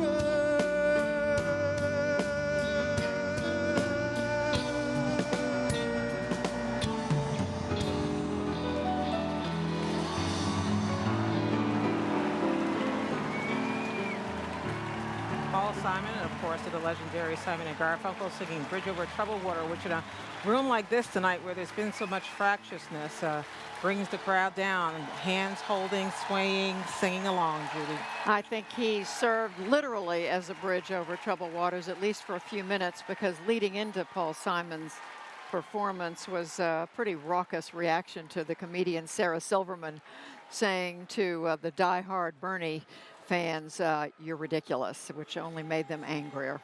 Well, now we're going to take a short station break. This is special PBS NewsHour and NPR coverage of the Democratic National Convention in Philadelphia. Stay with us. We'll be back in a minute. Funding for this program is provided by XQ Institute.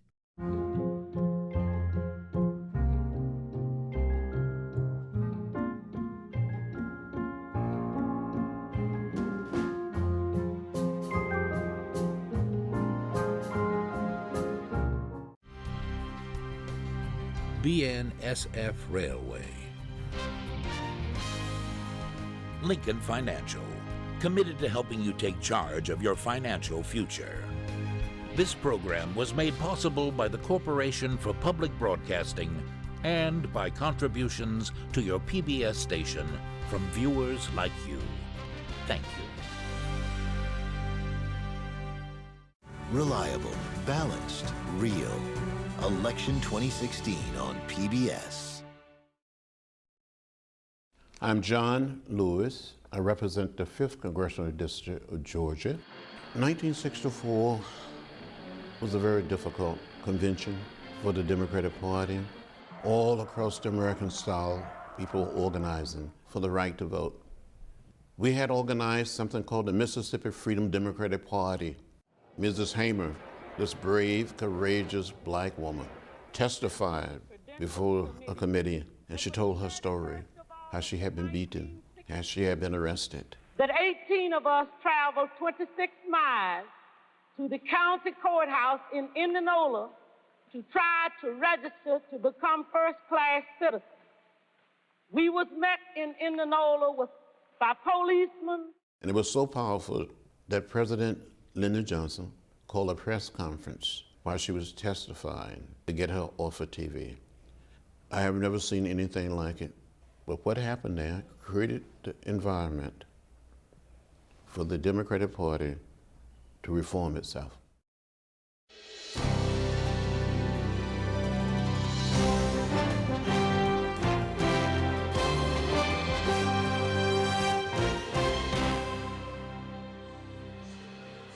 And we're back now for our special NPR PBS NewsHour coverage of the Democratic National Convention in Philadelphia. And I have to say, what we just witnessed. Judy Woodruff. And I'm Judy Woodruff, and And I'm this Gwen is Ifill. Gwen Ifill. And let's reintroduce you to everybody around the table. David Brooks of the New York Times, Mark Shields, syndicated columnist, Amy Walter of the Cook Political Report, Ron Elving of NPR. That was quite a remarkable scene, you have to say. Paul Simon calmed the waters when he sang Bridge Over Troubled Waters, but to have Al Franken and Mark Shields come up there with the young comedian, Sarah Silverman, and try to puncture the some of the, get some of the air out of the room in terms of the tension, the angst, the anger. Instead, I think she got those Bernie Sanders people riled up. I don't think so. I really don't. I think this program, somebody's going to write a story after reporting it, was expertly and psychologically programmed and planned. I mean, I think it's worked very, very well. I thought Sarah Silverman. That's Sarah Silverman. They were lucky that that's all they got out of Sarah Silverman. Because she is a wild hair. Let me drop a name for a moment. I ran into Paul Simon myself last night. He said he was singing that song to have exactly that outcome. So there's your reporting for you. There you go. Well, but didn't they miss a stitch? Shouldn't they have had Art Garfunkel walk out? That would have been a complete ultimate bridge. the ultimate bridge.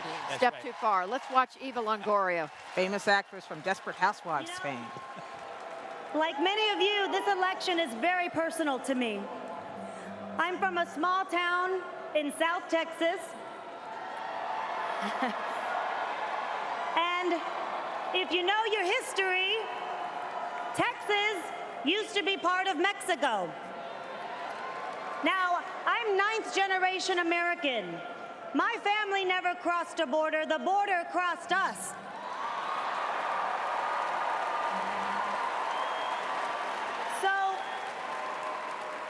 So when Donald Trump calls us criminals and rapists, he's insulting American families.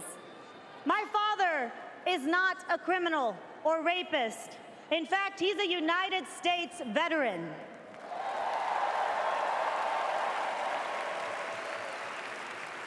When Trump cruelly mocked a disabled reporter, he was also mocking my special needs sister, Lisa, and many like her. When he said that a wife who works is a very dangerous thing, he not only insulted me, he insulted my mother, who worked as a special education teacher for 30 years, raised 4 children while being a wife. You know, I believe in the candidate who believes in all of us, and that candidate is Hillary Clinton.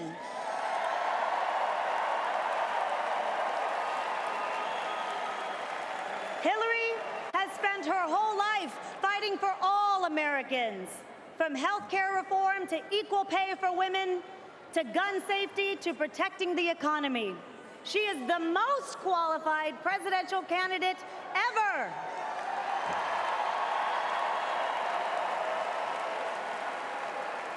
She's been fighting for us for decades, and now it's time we fight for her. Now, I'm very proud to be part of that fight, and I'm very proud to be here to introduce my dear friend Cory Booker. But before I do, I want you to take a look at your convention, Philadelphia. A Latina from South Texas is introducing the first black senator from New Jersey. On the week, we'll nominate our first woman candidate for President of the United States.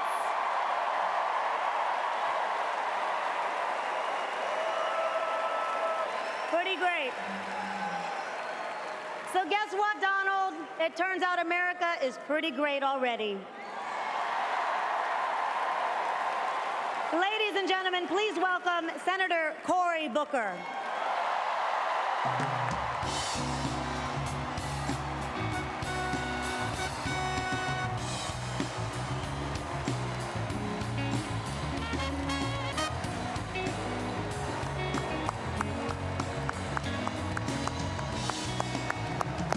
Hello, Philadelphia! Thank you! Thank you!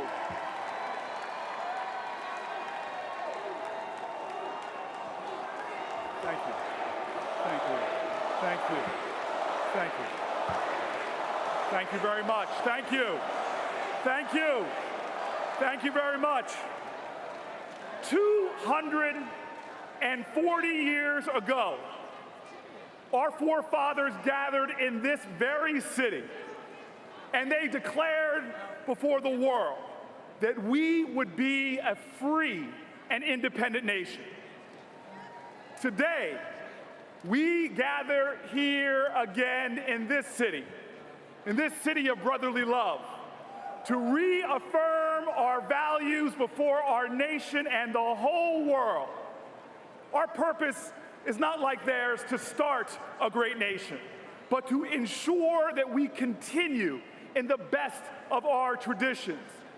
And with humble homage to generations of patriots before, we put forth two great Americans, our nominees for President and Vice President, Hillary Clinton and Tim Kaine.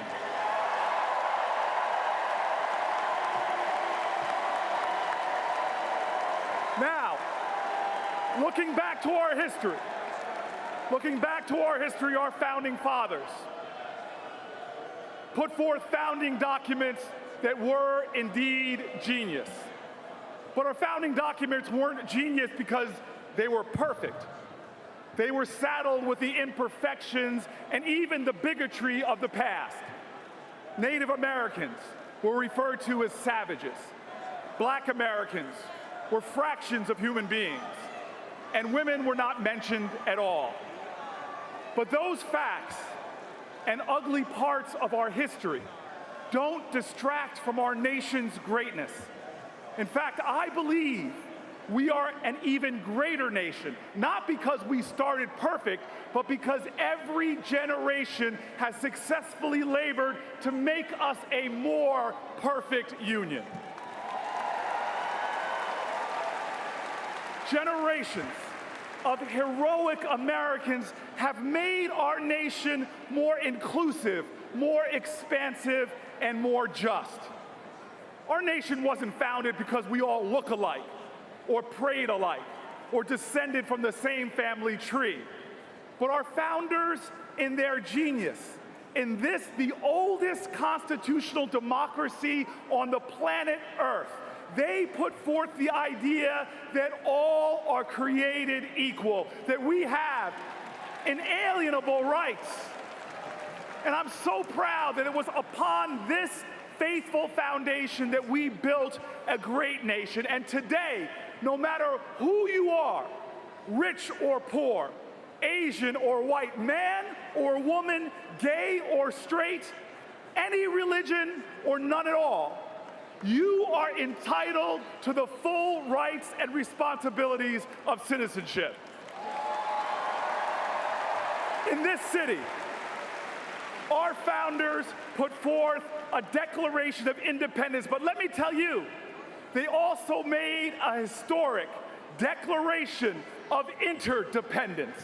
They knew that if this country was to survive and thrive, we had to make an unusual and extraordinary commitment to each other. Look, I respect and value the ideals of individualism and self-reliance. But rugged individualism didn't defeat the British.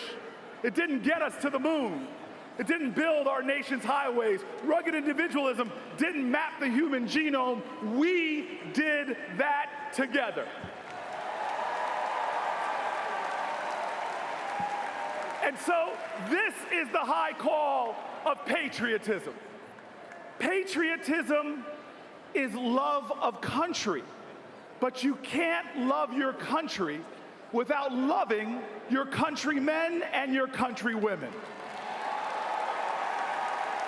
Now, we don't always have to agree, but we must be there for each other. We must empower each other. We must find the common ground, and we must build bridges across our differences to pursue the common good.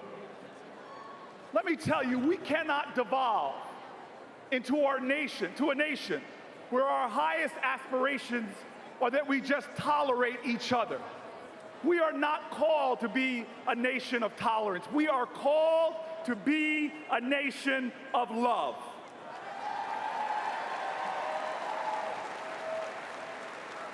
That's why that last line of the Declaration of Independence says it so clearly. It says that we must, to make this nation work, we must mutually pledge to each other our lives and our fortunes and our sacred honor. Tolerance is the wrong way. Tolerance says, I'm just going to stomach your right to be different. That if you disappear from the face of the earth, I'm no better or worse off. But love knows that every American has worth and value, that no matter what their background, no matter what their race or religion or sexual orientation, love recognizes that we need each other, that we as a nation are better together, that when we are divided, we are weak, we decline, yet when we are united, we are strong. When we are indivisible, we are invincible.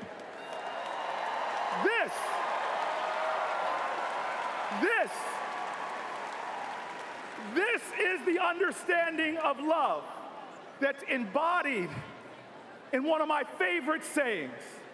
It's an African saying, and it says, if you want to go fast, go alone. But if you want to go far, go together. This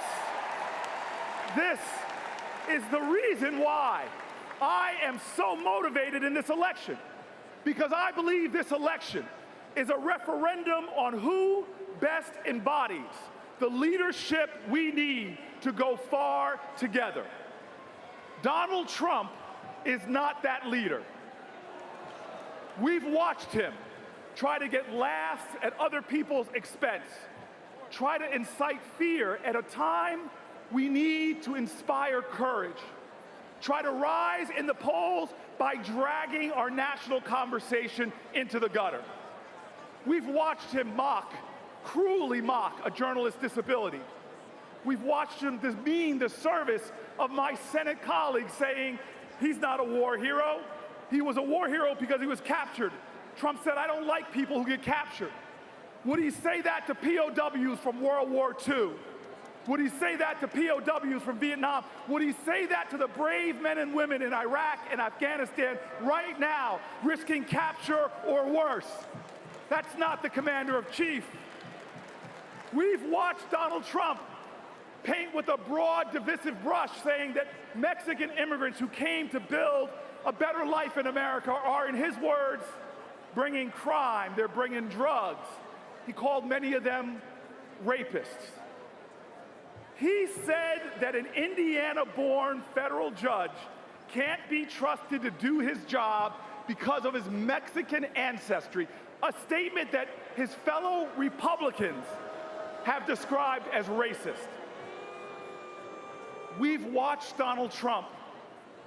Our children, our daughters, our nieces and grandkids have watched Donald Trump and heard him calling women degrading and demeaning names.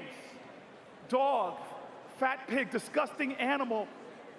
It is a twisted hypocrisy when he treats other women in a manner he would never, ever accept from another man speaking about his daughters or his wife.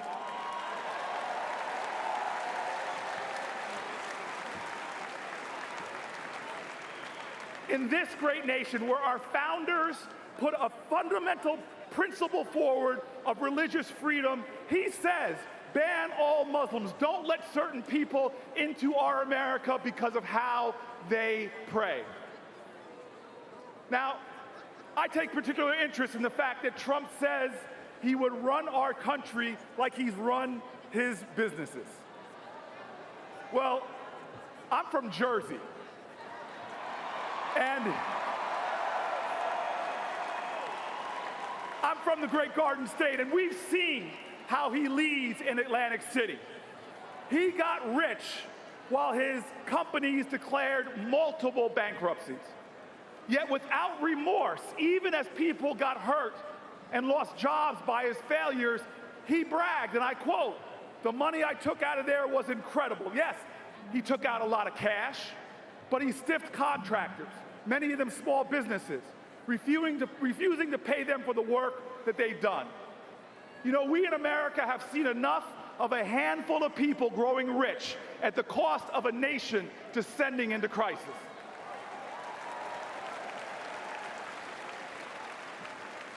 America, at our best, we stand up to bullies, and we fight those who seek to demean and degrade other Americans.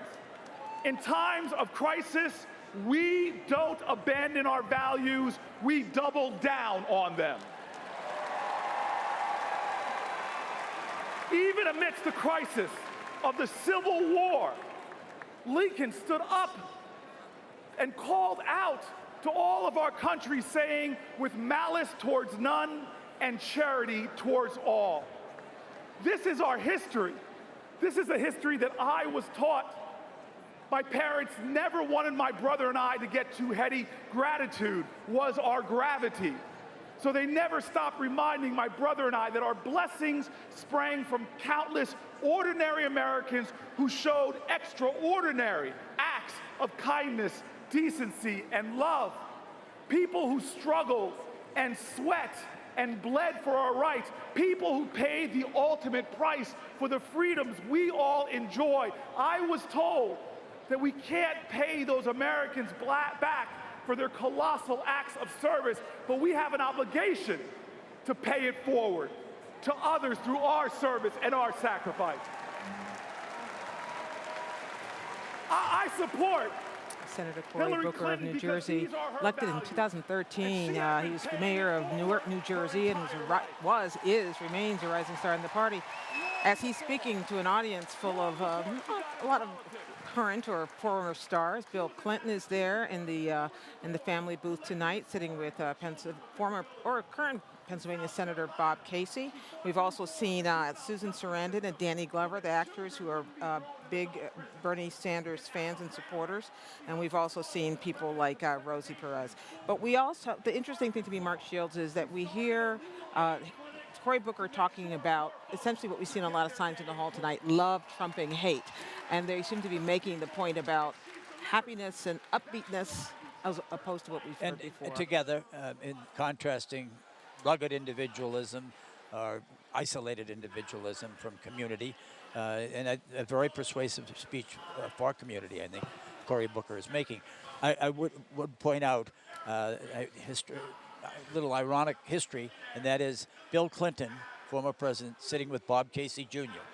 And 24 years ago in New York's Madison Square Garden, Bob Casey Sr., his father, a very popular liberal Democratic governor of Pennsylvania, was denied the chance to speak to that convention because he was pro-life. We were just looking at while you were talking, Mark, we were showing a picture in this big auditorium of Bernie Sanders holding it looked like one of his granddaughters sitting there very quietly listening to Cory Booker. Amy, Walter, is this an effective thing that the Democrats are trying here to transition? There's clearly some mocking of Donald Trump, but there's also the appeal to get together. You know, when you talk to Democrats, there are two themes going on. Especially the folks in the Clinton campaign believe that this stronger together theme, this idea that a diverse nation, a nation that's working together, that's going to have much more resonance in a country that is much more diverse than it's ever been. I talked to some other Democrats, though, and who aren't on the campaign, and they're a little bit nervous. They said, you know, maybe we should just be stronger, and that they worry that the violence and the almost daily, weekly terrorist moments are having an impact, and that Democrats have to be able to do both things. You can be loving and embracing and accept diversity, but you also, at its core, your president needs to look strong and resolute and look like somebody that has a very clear plan for taking on what is clearly a very dangerous world. Ron Elving of NPR. I want to go back for a moment to what we just saw in the hall. Bernie Sanders sitting there quietly, not in the spotlight, even as his candidacy is what's got the whole floor rocking and rolling tonight. How unusual is that? He's got a big speech later tonight. Isn't he usually sequestered backstage? Yes. I think it's safe to say that usually if somebody has the speech of their life coming up, they want to be backstage concentrating on it and not just out here listening to the other speakers and being distracted by all the things that are going on and, you know, administering to their grandchildren. I mean, that's a great thing in a way that he's doing that. Maybe this is his one big night of the week, though. Well, it is indeed, because this is the night he's going to speak. And really, the burden is going to be put on him. If the evening is going to be remembered as a healing evening, as Mark suggests they've programmed, or if the evening is going to be remembered as a night when the Democratic Party came apart for a period of time, what is it going to look like compared to the Republican convention's first night, third night? That's really what's at stake, and it's up to him. I think it's fair to say it's not the speech Bernie Sanders would have liked to have given tonight. He really would have preferred David Brooks this week to be the week he was going to give the acceptance speech to be nominated for president. But, you know, it makes you wonder, did he know all along that was never going to happen? Probably. It should be said he's been given the same speech for 18 months, so I think he has it down. He's not a guy who sort of evolves too much. If I could mention the Cory Booker speech, because I think it's sort of significant. Democrats, frankly, have a tendency to address every problem as if it's an economic problem. A subsidy here, a tax cut there. But to me, what the country is facing is a crisis of national purpose and a crisis of community. And Cory Booker is actually one of the rare speakers who's actually speaking right to that. He's got a very rare riff. I've heard before, but he just did it there on how tolerance is not enough. Because tolerance means, okay, you can live in this society and I can live in this society, but I don't really have to care about you at all. And that's sort of what tolerance means. And then he contrasts that tonight with love, in other cases with need, that I need you. I need you to be part of my life. And that is actually a democratic vision of community. And it's not just economic. I really don't think we're facing an economic crisis, that our GDP doesn't explain the anger out there right now. Well, did you hear anything, Matt, that compares to what that discussion about tolerance and love and support at the convention we attended last week? Anything? Yeah, no, I'm not sure I heard a communitarian vision. I will say Donald Trump, to his credit, understands some version of national identity. And it's about community cohesion. It may be only part of the community, but it is a version of community cohesion that is basically the essence of his message, and especially the anti-immigration part. I just add one thing, and that is for Bernie Sanders, this is the first night of the first Democratic convention he's ever attended, so he's taking it in. I mean, and we should point out he's not a Democrat. He's never been to a Democratic convention before. So, I mean, it's kind of with the grandchild and everything else. But I just want to return to Amy's point quickly. And that is, I think with each succeeding ISIS attack, with each succeeding Japanese today, the knife attack in Japan, and dozens killed, or 18 killed, you know, I just think there is an unease in the country. And the law and order candidate's position is strengthened politically in such times. And I just really, I think that has to be a concern for this hall and for this nation.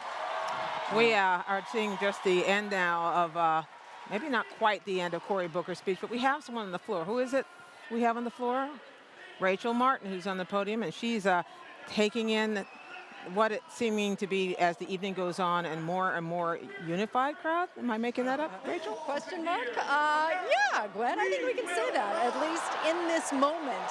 Cory Booker is just wrapping up his speech, and he is giving out this refrain, "We will rise," and the crowd is responding with signs that say, "Rise together."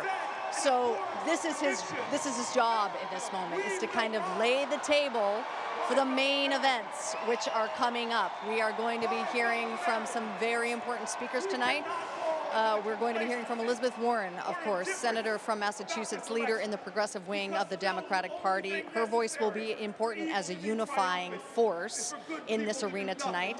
Of course, we will also hear from Bernie Sanders himself. It will be his job to reach out to his supporters, many of whom say, you know what, Bernie, this is bigger than you. This is about a revolution that you started. But he's going to try to bring them under the tent and to try to get their support for Hillary Clinton. And we're going to hear from the First Lady, Michelle Obama. We're already seeing up in the rafters signs that say Michelle, Michelle. So a lot of people here anticipating those those remarks from the First Lady. Back to you, Gwen and Judy. Thank you, Rachel Martin at the podium. As we listen to the waning moments of Cory Booker's speech, we just heard Rachel say he's been firing up the crowd. We saw Bill Clinton cheering him on from, I guess it was a VIP box. This arena is together. You know, the signs, as Rachel said, say rise together. Some of them say stronger together, which is Hillary Clinton's slogan, if you will. Can we hear just a few more seconds? Let's listen. Ahead of us, and together with Hillary Clinton as our president, America, we will rise. God bless America. Let us rise together. God bless America.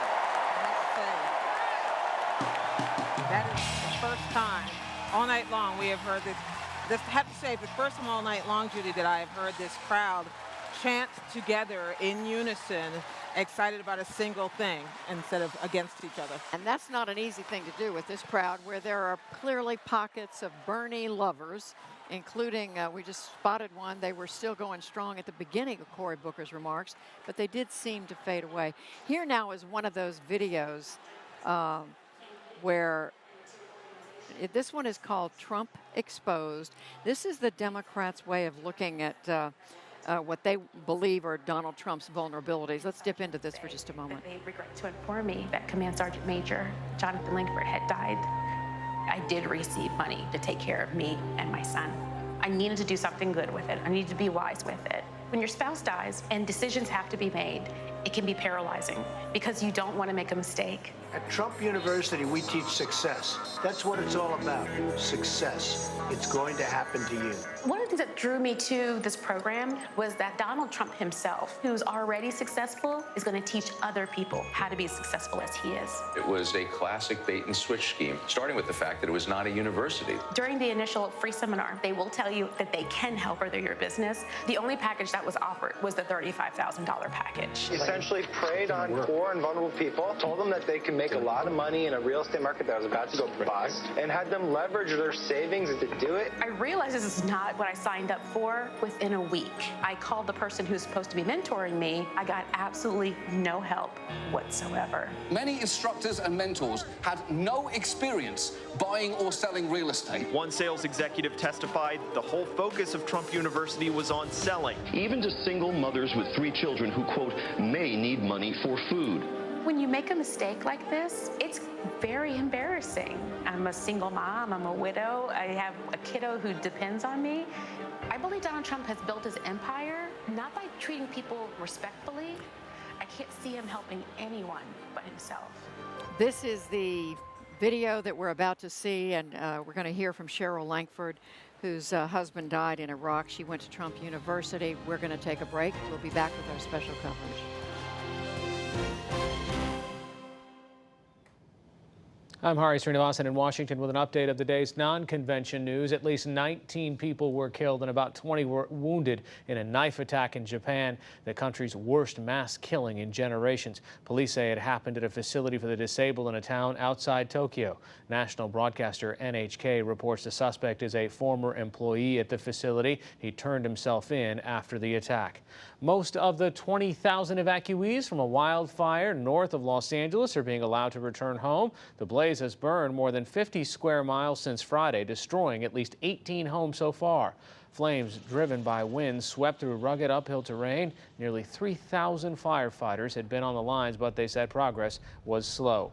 And basketball legend Michael Jordan pledged $2 million today to help mend relations between police and black communities. Half the money will go to the Institute for Community Police Relations and half to the NAACP Legal Defense Fund. I'm Hari Srinivasan. Now back to Gwen and Judy in Philadelphia.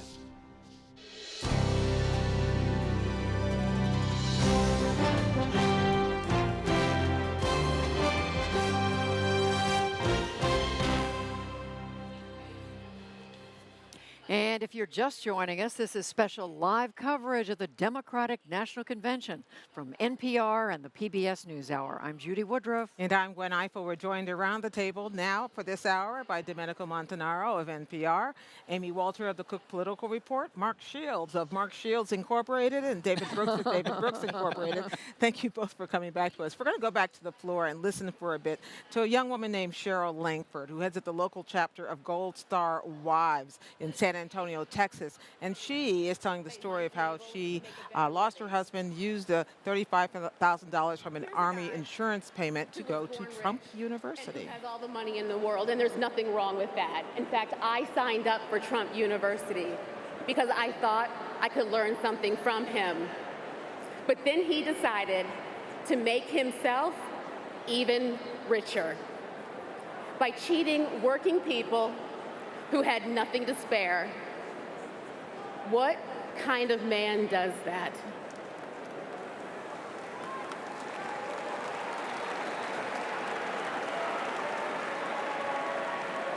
It's not easy for me to get up here and tell my story.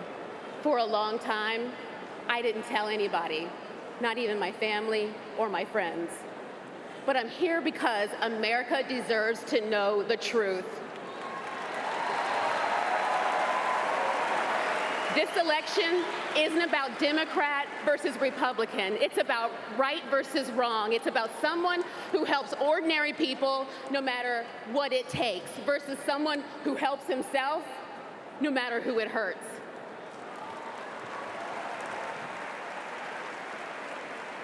Donald Trump made big promises about Trump University, and I was fooled into believing him. Now, he's making big promises about America. Please don't make that same mistake.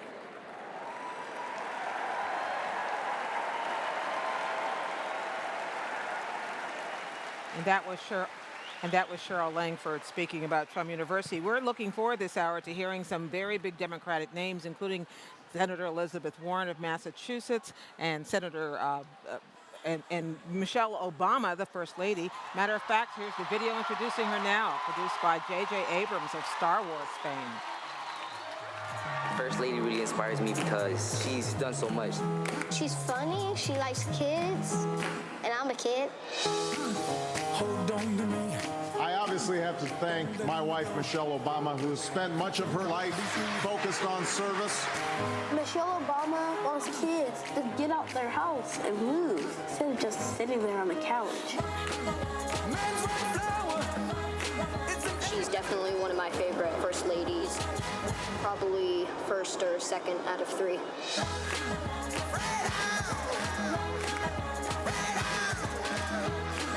Freedom.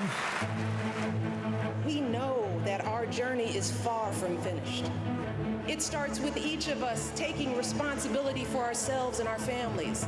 I kind of grew up without my mom. Just her being the First Lady, it was really important. She's someone that we could look up to. The First Lady has inspired me to become a stronger, more happy and independent young female. Young people are our future, and she gives us hope, and she gives me hope personally.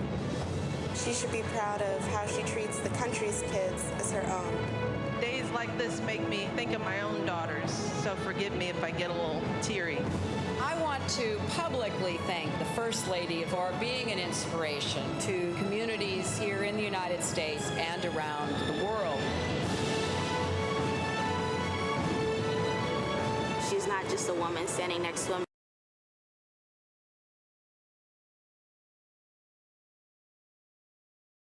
If she was here right now, I would probably like freak out. I would tell her,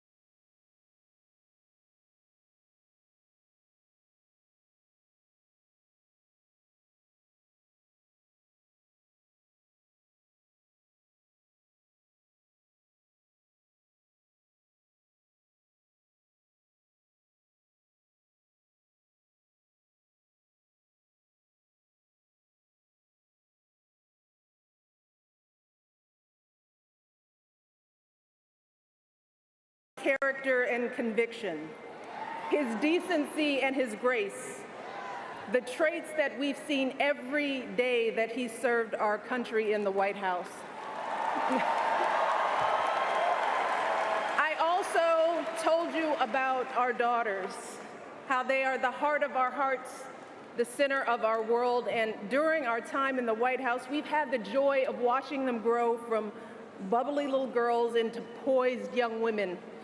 A journey that started soon after we arrived in Washington, when they set off for their first day at their new school.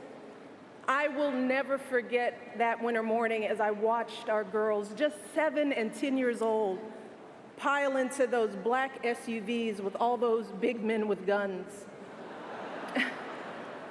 And I saw their little faces pressed up against the window, and the only thing I could think was, what have we done?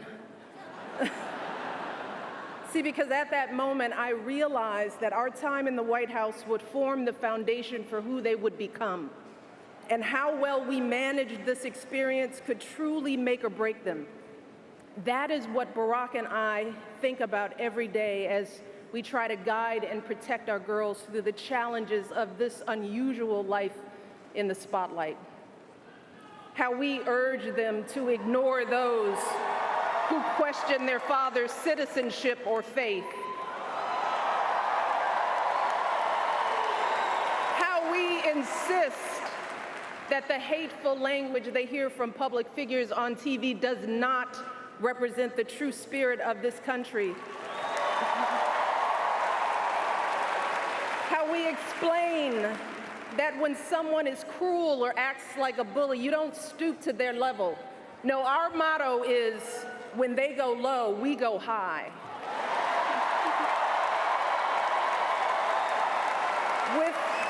With every word we utter, with every action we take, we know our kids are watching us.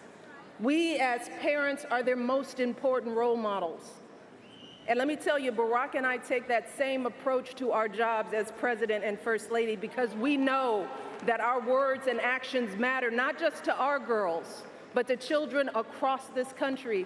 Kids who tell us, I saw you on TV, I wrote a report on you for school.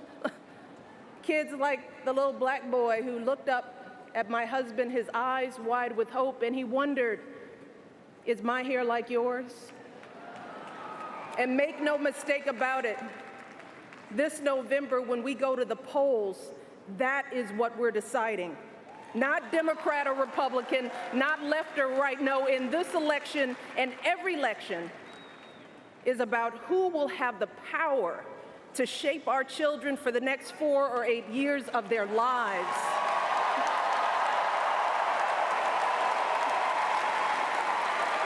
And I am here tonight because in this election, there is only one person who I trust with that responsibility.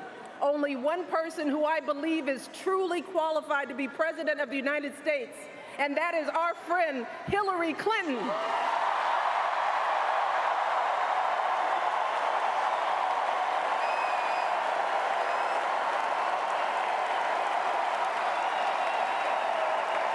That's right. See, I trust Hillary to lead this country because I've seen her lifelong devotion to our nation's children. Not just her own daughter, who she has raised to perfection, but every child who needs a champion. Kids who take the long way to school to avoid the gangs.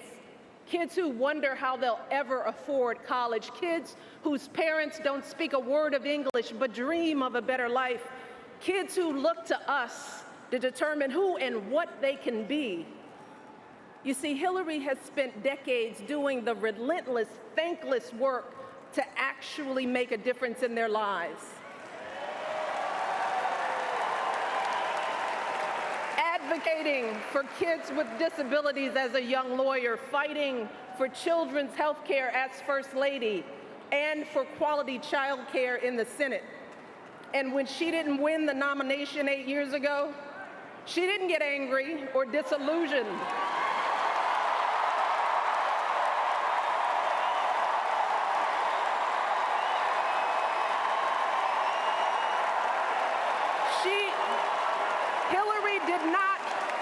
Hillary did not pack up and go home. Because as a true public servant, Hillary knows that this is so much bigger than her own desires and disappointments. So she proudly stepped up to serve our country once again as Secretary of State, traveling the globe to keep our kids safe. And look, there were plenty of moments when Hillary could have decided that this work was too hard, that the price of public service was too high, that she was tired of being picked apart for how she looks or how she talks or even how she laughs. But here's the thing. What I admire most about Hillary is that she never buckles under pressure.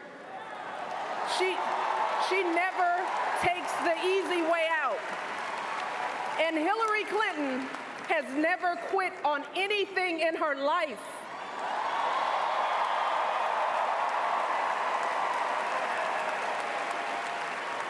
And when I think about the kind of president that I want for my girls and all our children, that's what I want. I want someone with the proven strength to persevere, someone who knows this job and takes it seriously, someone who understands that the issues a president faces are not black and white and cannot be boiled down to 140 characters. Look, because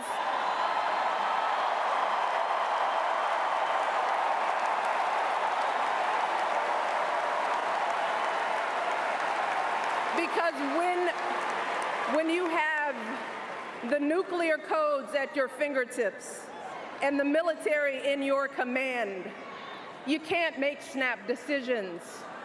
You can't have a thin skin or a tendency to lash out. You need to be steady and measured and well-informed.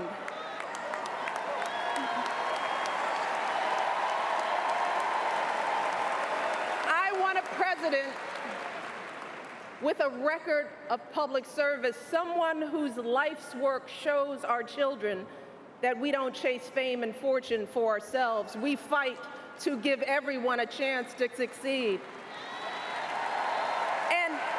give back even when we're struggling ourselves, because we know that there is always someone worse off. And there, but for the grace of God, go I. I want a president who will teach our children that everyone in this country matters. A president who truly believes in the vision that our founders put forth all those years ago, that we are all created equal, each a beloved part of the great American story. And when crisis hits, we don't turn against each other. No, we listen to each other. We lean on each other, because we are always stronger together.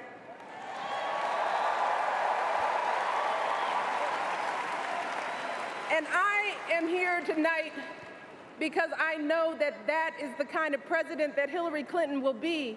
And that's why in this election, I'm with her.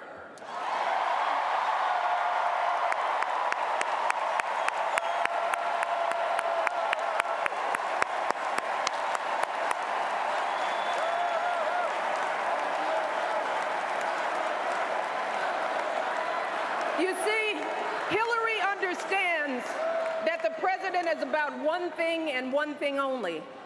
It's about leaving something better for our kids. That's how we've always moved this country forward, by all of us coming together on behalf of our children. Folks who volunteer to coach that team, to teach that Sunday school class, because they know it takes a village. Heroes of every color and creed who wear the uniform and risk their lives to keep passing down those blessings of liberty. Police officers and protesters in Dallas who all desperately want to keep our children safe. People who lined up in Orlando to donate blood because it could have been their son, their daughter in that club.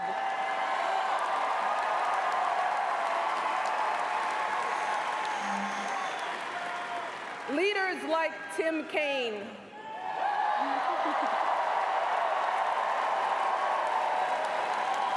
who show our kids what decency and devotion look like. Leaders like Hillary Clinton, who has the guts and the grace to keep coming back and putting those cracks in that highest and hardest glass ceiling until she finally breaks through, lifting all of us along with her. That is the story of this country, the story that has brought me to this stage tonight, the story of generations of people who felt the lash of bondage, the shame of servitude, the sting of segregation, but who kept on striving and hoping and doing what needed to be done, so that today I wake up every morning in a house that was built by slaves.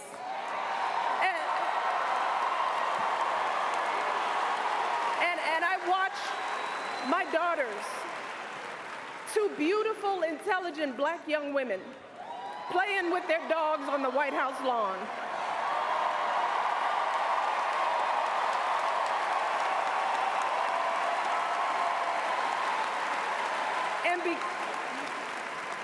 And because of Hillary Clinton, my daughters and all our sons and daughters now take for granted that a woman can be president of the United States.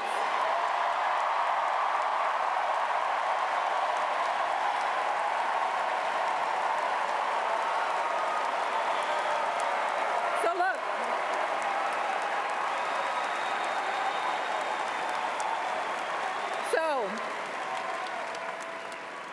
don't let anyone ever tell you that this country isn't great, that somehow we need to make it great again, because this right now is the greatest country on earth.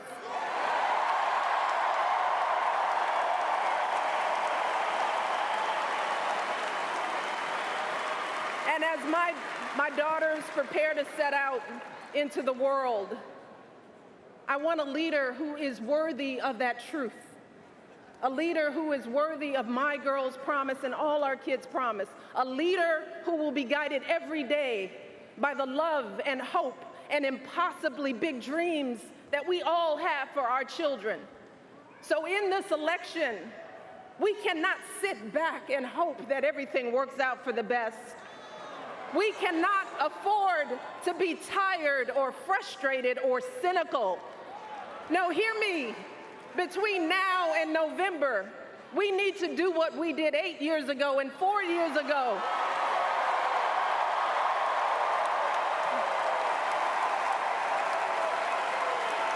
We need to knock on every door.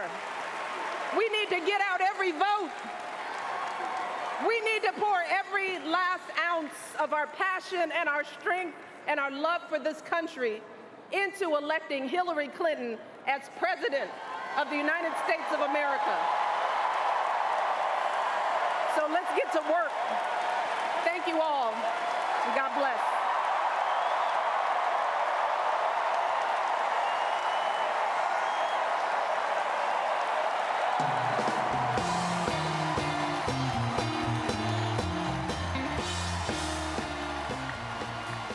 Michelle Obama, the First Lady of the United States, bringing the House down with one memorable line after another, saying just a moment ago, don't let anyone ever tell you this country isn't great. It is the greatest country in the world. We cannot afford to be complacent or cynical. We need to get out and vote.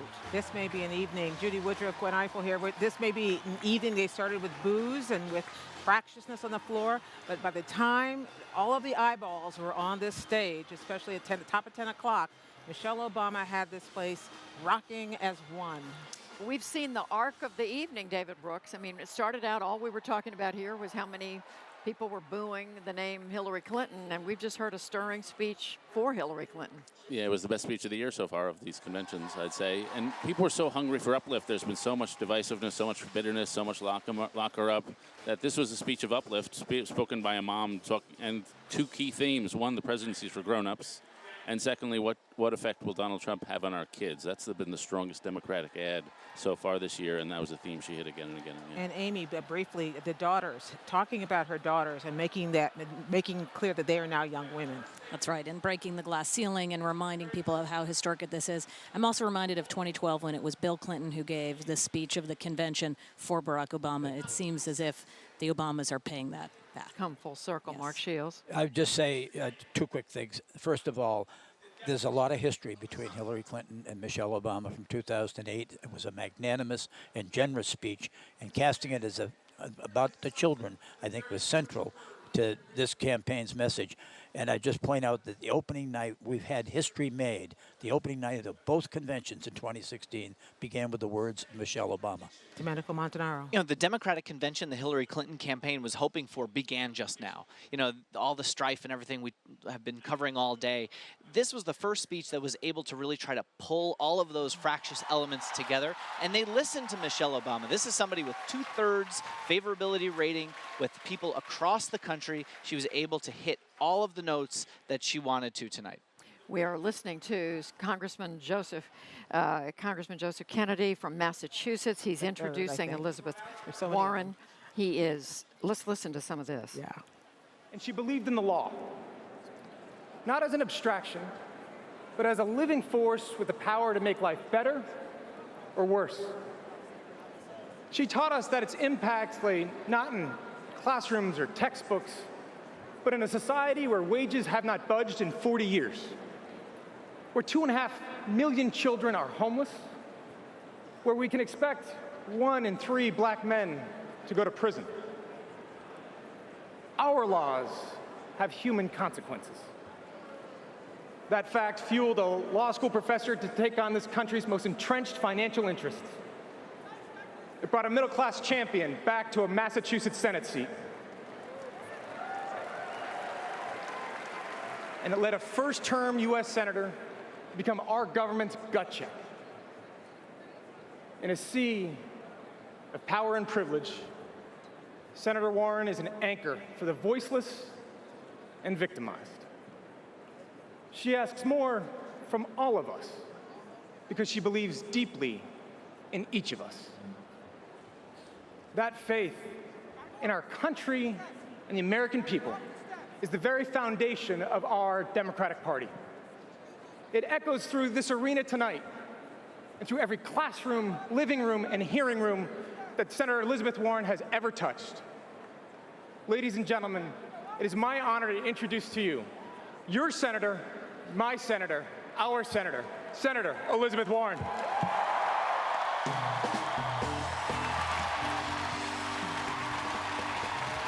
Senator Elizabeth Warren of Massachusetts, embracing Representative Joseph Kennedy III, who introduced her, coming out to the stage in her trademark two-tone outfit. A lot of speculation about this woman during this campaign year, whether she was going to run, what was she going to do, and here she is having endorsed Hillary Clinton. Thank you. Thank you, Joe, and thank you, Massachusetts, for the great honor of serving as your senator. Thank you, guys. What a night. Wow. Michelle Obama, Cory Booker. And we still have Bernie coming up. Bernie reminds us what Democrats fight for every day. Thank you, Bernie. Thank you.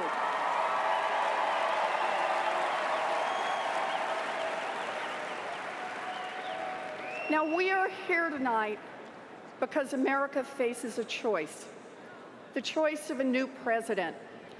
On one side is a man who inherited a fortune from his father and kept it going by cheating people, by skipping out on debts. A man who has never sacrificed anything for anyone. A man who cares only for himself every minute of every day. On the other side is one of the smartest, toughest, most tenacious people on this planet. A woman who fights for children, for women, for health care, for human rights. A woman who fights for all of us and who is strong enough to win those fights. We're here today because our choice is Hillary Clinton. I'm with Hillary. I'm with Hillary. I'm with Hillary. You know, for me, this choice is personal. It's about who we are as a people. It's about what kind of a country we want to be. I grew up in Oklahoma. My daddy ended up as a maintenance man, and my mom worked a minimum wage job at Sears. My three brothers served in the military. The oldest was career, 288 combat missions in Vietnam. The second worked construction, and the third started his own small business. Me? I got married at 19, graduated from a commuter college in Texas that cost $50 a semester. The way I see it, I'm a janitor's daughter who became a public school teacher, a professor, and a United States senator. America is truly a country of opportunity.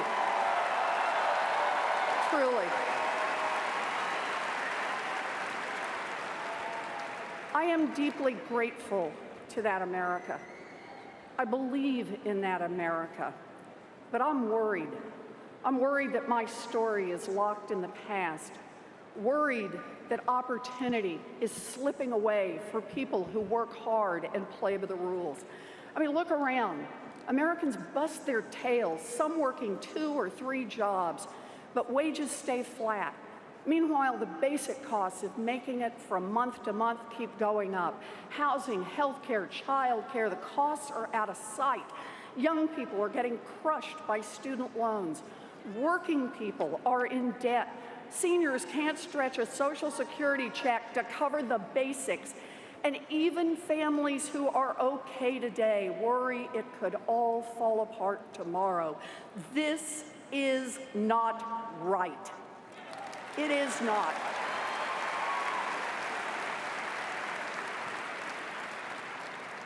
And here's the thing.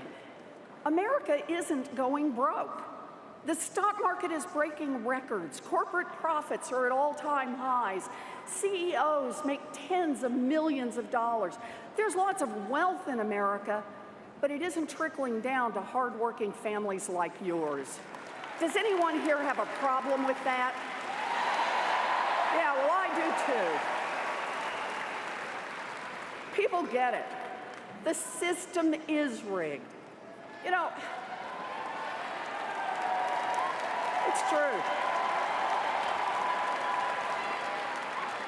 Now, so-called experts claim America is in trouble because both political parties in Washington refuse to compromise.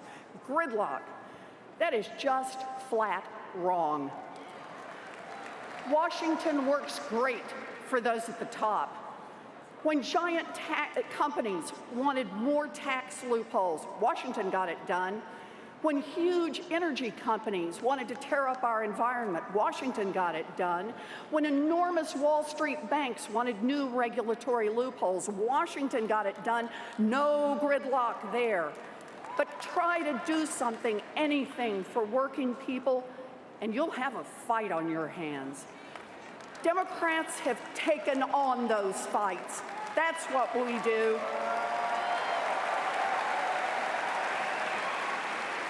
Democrats fought to get health insurance for more Americans.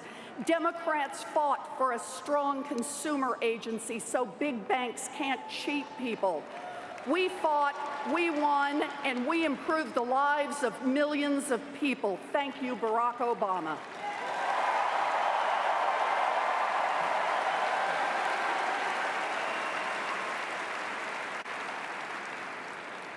Yes, we won, but Republicans and lobbyists battled us every step of the way. 5 years later, that consumer agency has returned $11 billion to families who were cheated. And Republicans, they're still trying to kill it. Now look, I'm not someone who thinks that Republicans are always wrong and Democrats are always right. There's enough blame to go around.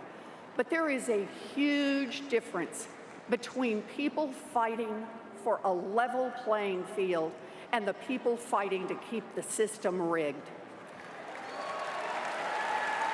Look at Congress since the Republicans took over. Democrats proposed refinancing student loans, and Republicans, they said no. Democrats proposed ending tax breaks for corporations that ship jobs overseas. And Republicans, they said no.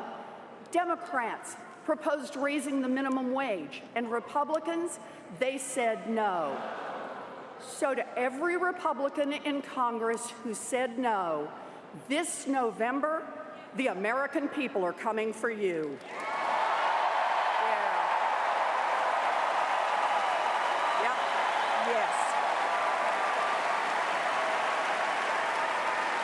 That's right.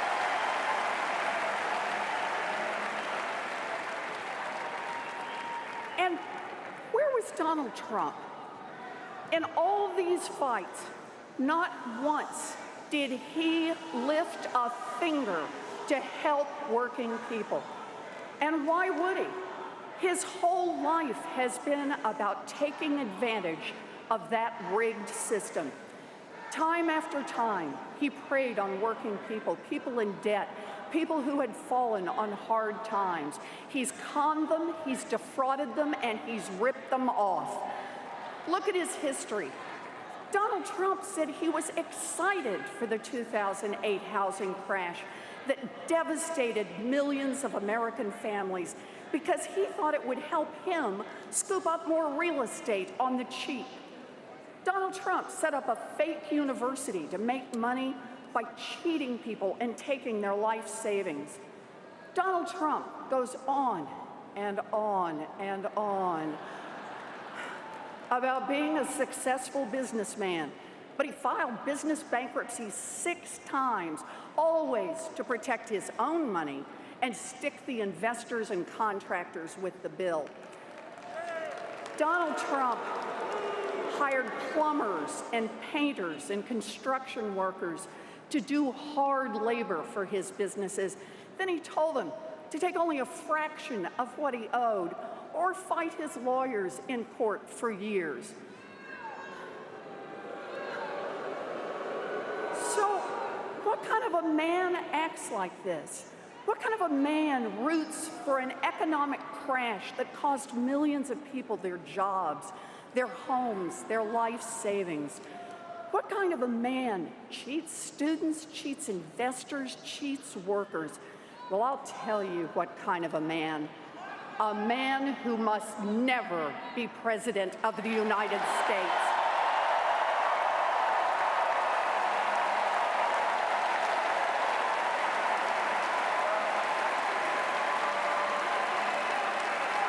Never. And we've got the leaders to make it happen. Hillary Clinton and Tim Kaine. They're going to make it happen. You bet.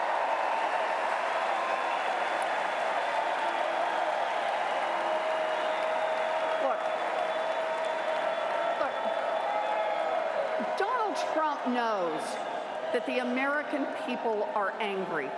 A fact so obvious, he can see it from the top of the Trump Tower.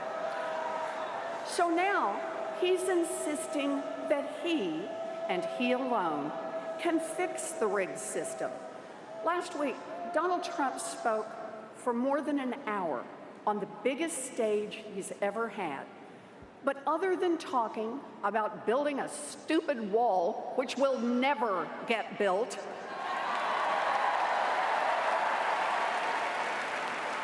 other than that wall, did you hear any actual ideas? Did you hear even one solid proposal from Trump for increasing incomes or improving your kids' education or creating even one single good-paying job? Look, let's face it.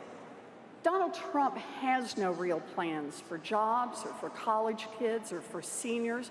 No plans to make anything great for anyone except rich guys like Donald Trump. Just look at his ideas. Donald Trump wants to get rid of the federal minimum wage. Donald Trump wants to roll back financial regulations and turn Wall Street loose to wreck our economy again.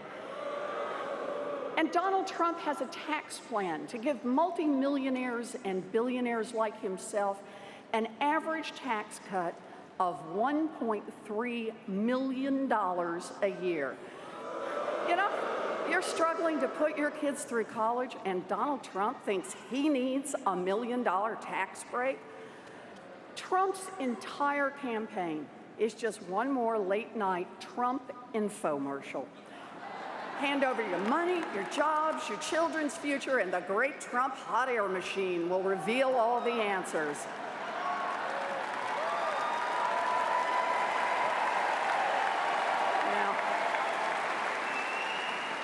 And for one low, low price, he'll even throw in a goofy hat.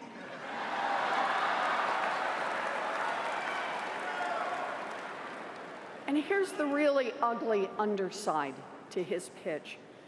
Trump thinks he can win votes by fanning the flames of fear and hatred, by turning neighbor against neighbor, by persuading you that the real problem in America is your fellow Americans, people who don't look like you or don't talk like you or don't worship like you.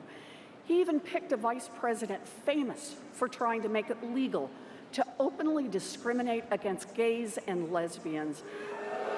That's Donald Trump's America, an America of fear and hate, an America where we all break apart. Whites against blacks and Latinos, Christians against Muslims and Jews, straight against gay, everyone against immigrants, race, religion, heritage, gender. The more factions, the better. But ask yourself this. When white workers in Ohio are pitted against black workers in North Carolina or Latino workers in Florida, who really benefits? Divide and conquer is an old story in America. Dr. Martin Luther King knew it. After his march from Selma to Montgomery, he spoke of how segregation was created to keep people divided. Instead of higher wages for workers, Dr. King described how poor whites in the South were fed Jim Crow, which told a poor white worker that, quote, no matter how bad off he was, at least he was a white man, better than the black man. Racial hatred was part of keeping the powerful on top.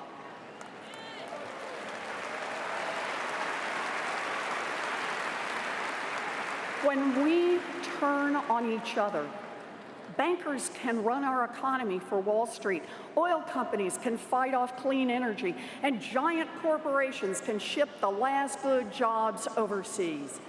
When we turn on each other, rich guys like Trump can push through more tax breaks for themselves, and then we'll never have enough money to support our schools or rebuild our highways or invest in our kids' future.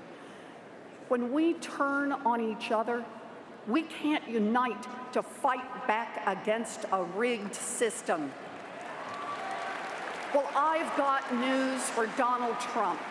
The American people are not falling for it. We've seen this ugliness before, and we are not going to be Donald Trump's hate-filled America. Not now, not ever.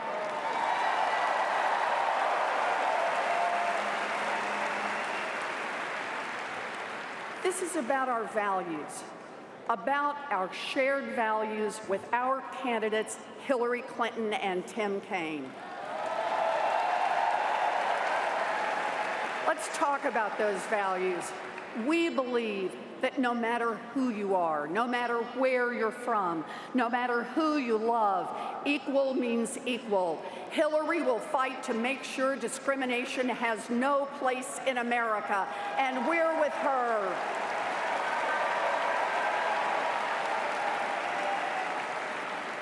We believe that no one who works full-time should live in poverty.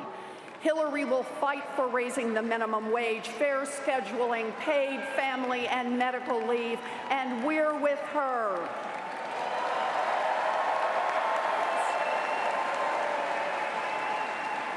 We believe every kid in America should have a chance for a great education without getting crushed by debt.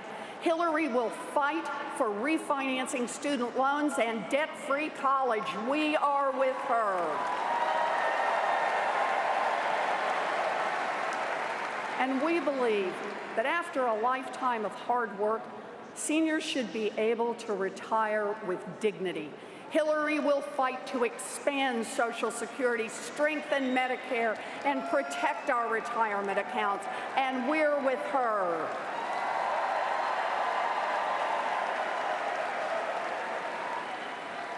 We believe that oil companies shouldn't call the shots in Washington, that science matters, that climate change is real. Hillary will fight to preserve this earth for our children and grandchildren, and we're with her.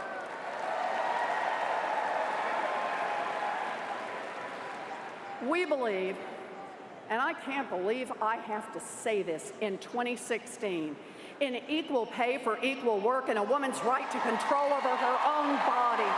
Hillary will fight for women, and we're with her. That's right. We believe we don't need weaker rules on Wall Street. We need stronger rules. And when big banks get too risky, break them up. Hillary will fight to hold big banks accountable, and we're with her.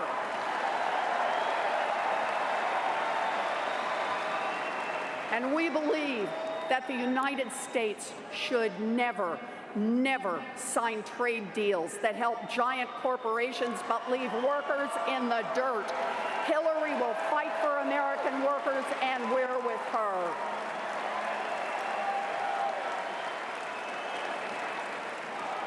Okay. And just one more. We believe we must get big money out of politics and root out corruption. Hillary will fight to overturn Citizens United and return this government to the people.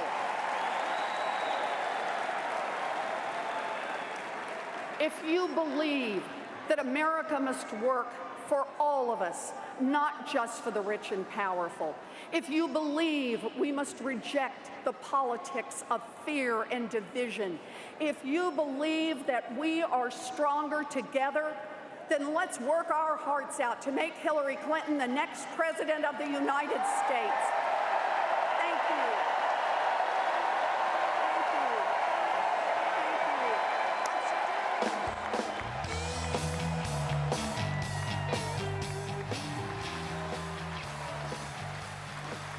Senator Elizabeth Warren of Massachusetts coming out to build up to the final speaker of the night, Senator Bernie Sanders. Of course, she is very popular among the liberal wing of the party, and even as she was speaking, Donald Trump was on Twitter attacking her, which is a sure sign that he's not real fond of her either. I think we knew that from the term Pocahontas that he, unfortunately, that he used and was attacked for himself. But I think he's continued to use it. This is Congressman Keith Ellison. This is Representative a little bit. I'm sorry, this is Representative Keith Ellison of Minnesota who's about to introduce Bernie Sanders. We are united around the most progressive platform in history.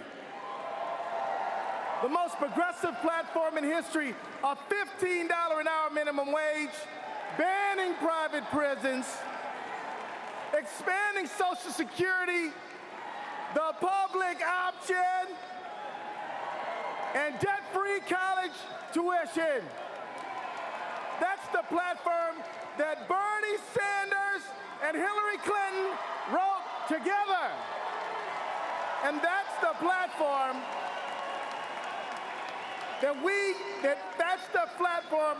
we can make the law of the land if we stand together, if we work together, and if we vote together on November 8th. You know, Trump, he wants to divide and conquer us with his anti-Muslim, anti-Mexican, anti-worker message. They don't want us to vote. They want to push voter ID laws that block Black and Latino voters. Paul Ryan won't even allow a vote to restore the Voting Rights Act. You know, we must push back. Voting is not voting is not a protest, it is a surrender. When they bring the fear, we bring the courage. When they bring the division, we got to bring the unity, everybody. As a proud, and I said proud Bernie Sanders supporter, I will always remember feeling the burn in Minnesota. There's my Minnesotans over there. 6,000 in Duluth, 14,000 in St. Paul. Bernie sparked the beginning of a revolution, y'all. He packed them in from Davenport to Detroit, to your town and mine. 13 million Americans voted their progressive values, and millions more made an investment in building that movement $27 at a time. You know, together, we call for climate justice. We call for racial justice. We call for wage justice. And you know what? We made our voices heard. And together, Democrats, we will make our voices heard in November when we defeat Donald Trump and elect Hillary Rodham Clinton to the next president of the United States of America.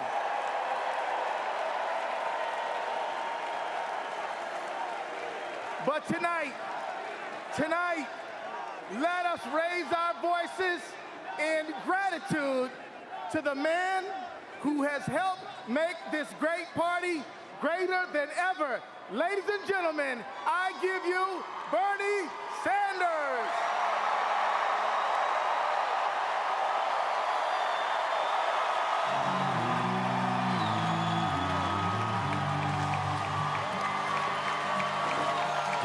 first we see a video. The senator from Vermont being introduced by a video showing ordinary people. Like a path.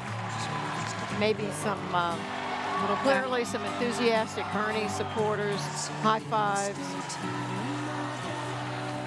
Yeah, we're listening to Simon and Garfunkel again. He did this was a video he put out earlier in the season.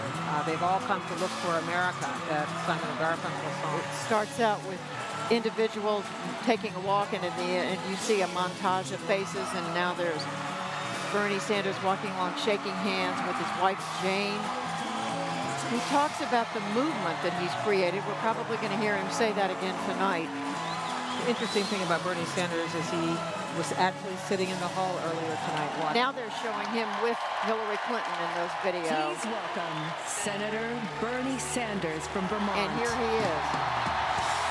He walks out, waves and acknowledges the crowd. It'll be interesting to see if his supporters, who are now all waving, got the entire room is waving blue and white Bernie signs. They've really organized this hall tonight. Part of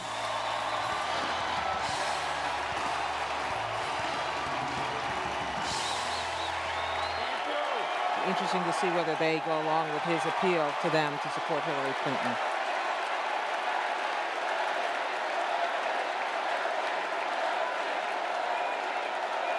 Chance of Bernie, Bernie, Bernie. Thank you.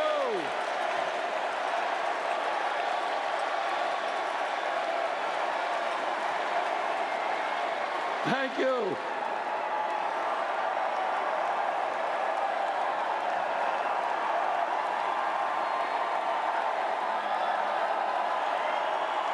Thank you.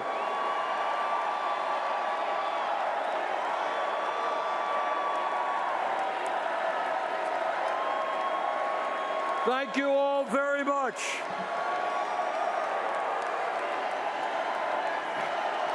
Thank you.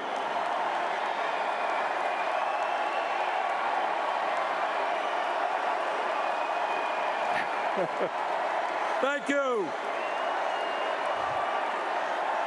Thank you very much.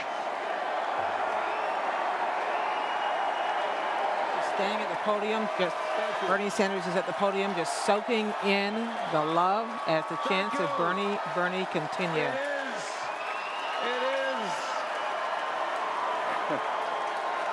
It is an honor.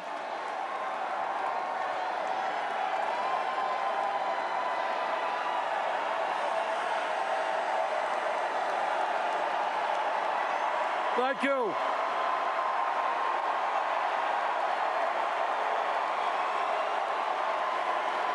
Thank you very much.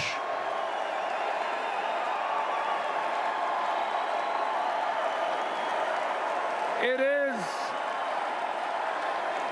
is an honor to be here tonight.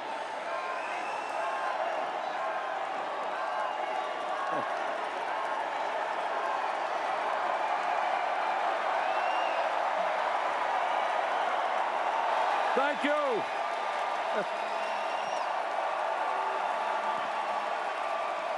Thank you very much.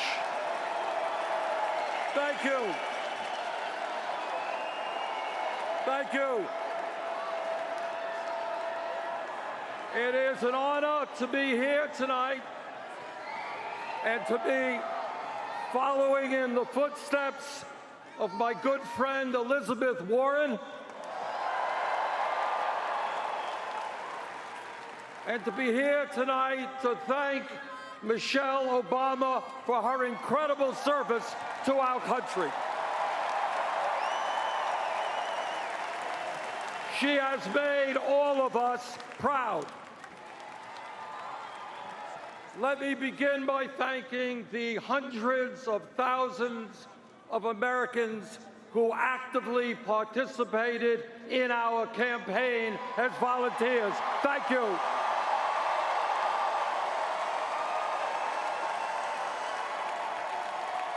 Let me thank the 2.5 million Americans who helped fund our campaign with an unprecedented $8 million individual campaign contributions.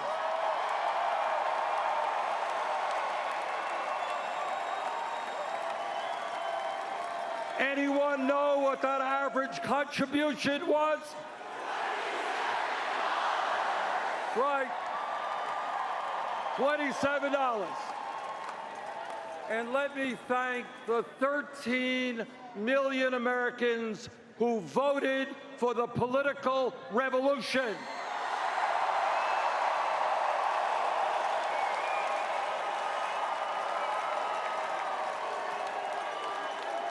Giving us the 1,846 pledged delegates here tonight.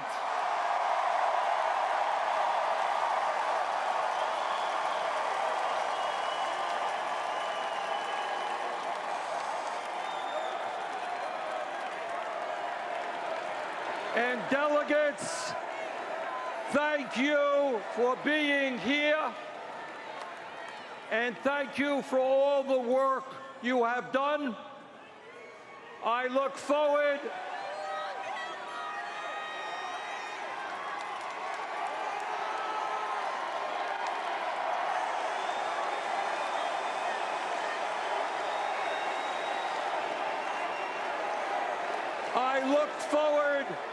to your votes during the roll call tomorrow night.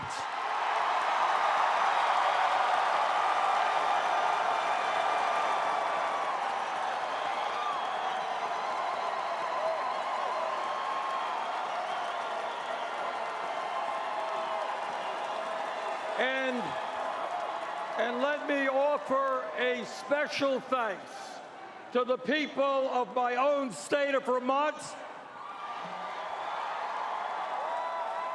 who have sustained me and supported me as a mayor, congressman, senator, and presidential candidate. And to my family, my wife Jane, our 4 kids, and 7 grandchildren, thank you very much. I understand that many people here in this convention hall and around the country are disappointed about the final results of the nominating process. I think it's fair to say that no one is more disappointed than I am.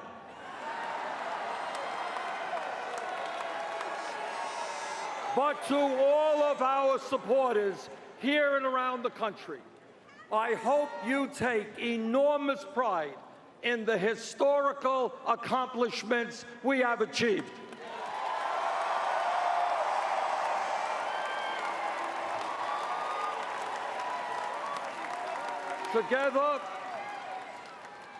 Together, my friends, we have begun a political revolution to transform America, and that revolution, our revolution, continues.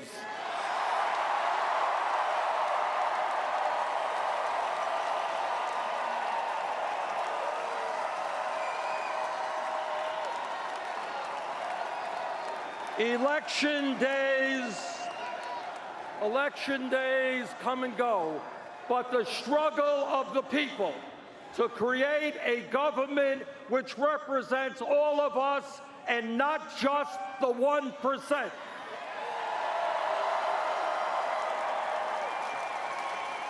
A government based on the principles of economic, social, racial, and environmental justice. That struggle continues.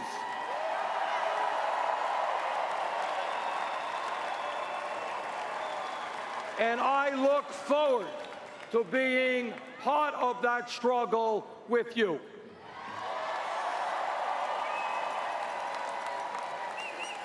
Let me be as clear as I can be. This election is not about and has never been about Hillary Clinton or Donald Trump or Bernie Sanders or any of the other candidates who sought the presidency. This election is not about political gossip. It's not about polls. It's not about campaign strategy. It's not about fundraising.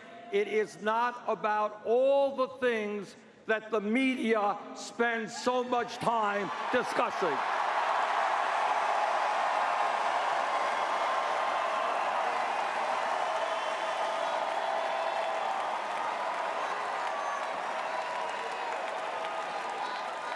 This election is about and must be about the needs of the American people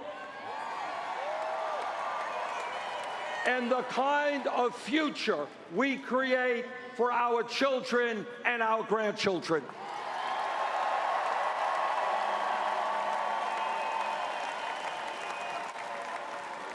This election is about ending the 40-year decline of our middle class.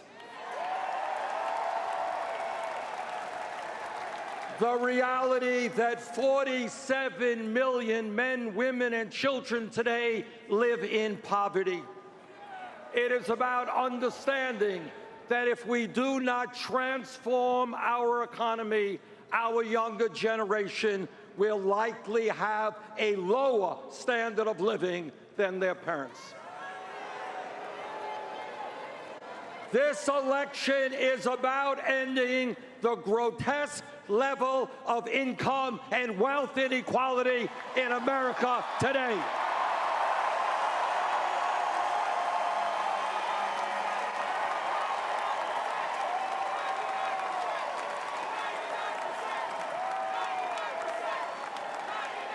It is not moral, it is not acceptable, and it is not sustainable that the top 1/10 of 1% now owns almost as much wealth as the bottom 90%.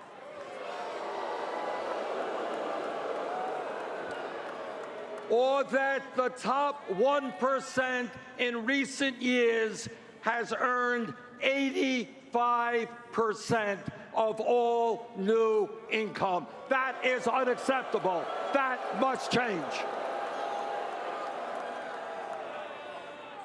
This election is about remembering where we were 7.5 years ago when President Obama came into office after 8 years of Republican trickle-down economics. The Republicans want us to forget that as a result of the greed, recklessness, and illegal behavior on Wall Street, our economy was in the worst economic downturn since the Great Depression. That's where we were. That is where we were. Some 800,000 people a month were losing their jobs. 800,000 people. We were running up a record-breaking deficit of $1.4 trillion. And by the way, the world's financial system was on the verge of collapse. That's where we were when President Obama came into office. Well, we have come a long way in the last 7.5 years, and I thank President Obama and Vice President Biden.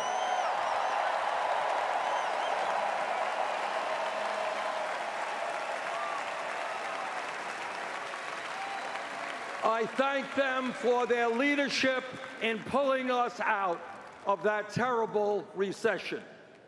Yes, we have made progress, but I think we can all agree that much, much more needs to be done.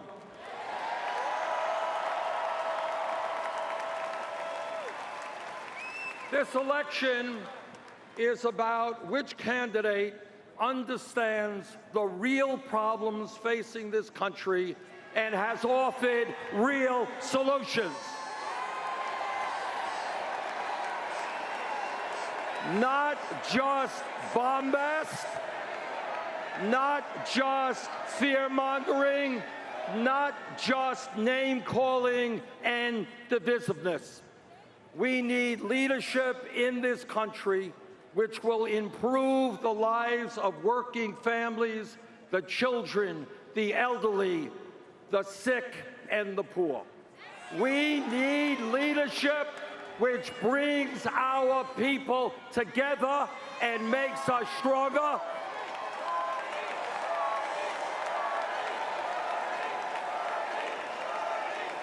Not leadership which insults Latinos and Mexicans, insults Muslims and women, African Americans and veterans, and seeks to divide us up. By these measures, any objective observer will conclude that based on her ideas and her leadership, Hillary Clinton must become the next President of the United States.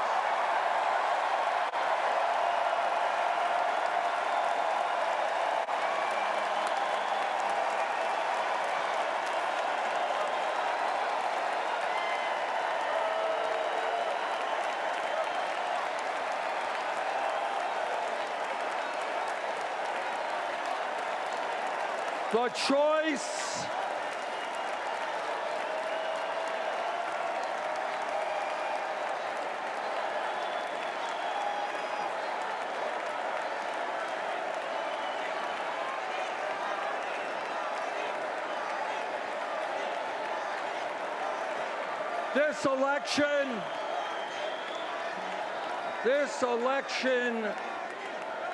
This election is about a single mother, a single mom I saw in Nevada, who with tears in her eyes told me she was scared to death about the future because she and her daughter were not making it on the $10.45 an hour she was earning.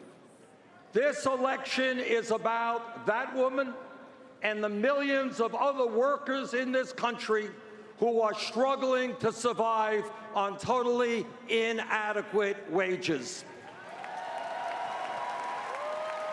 Hillary Clinton understands that if someone in this country works 40 hours a week, that person should not be living in poverty.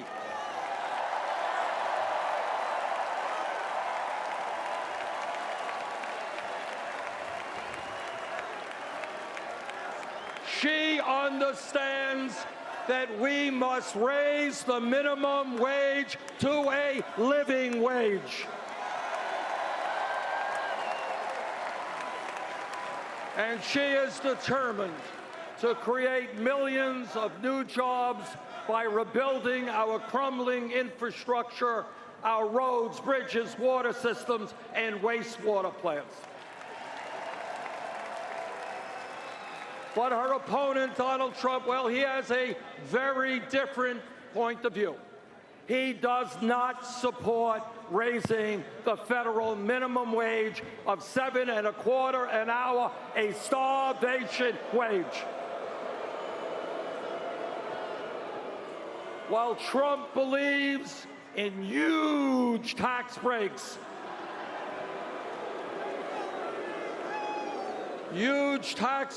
for billionaires, he believes that states should actually have the right to lower the minimum wage below $7.25. Brothers and sisters, this election is about overturning Citizens United.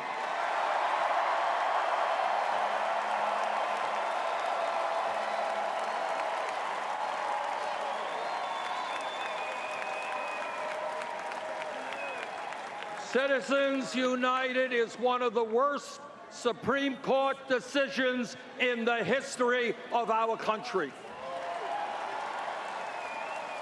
That decision allows the wealthiest people in America, like the billionaire Koch brothers, to spend hundreds of millions of dollars buying elections and in the process undermine American democracy. Hillary Clinton will nominate justices to the Supreme Court who are prepared to overturn Citizens United.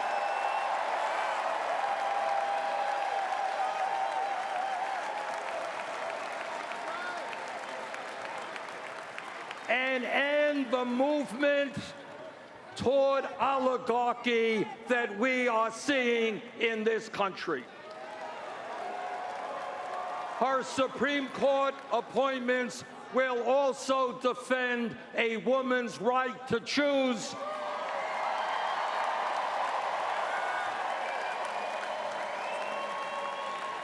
Workers' rights, the rights of the LGBT community, the needs of minorities and immigrants, and the government's ability to protect our environment.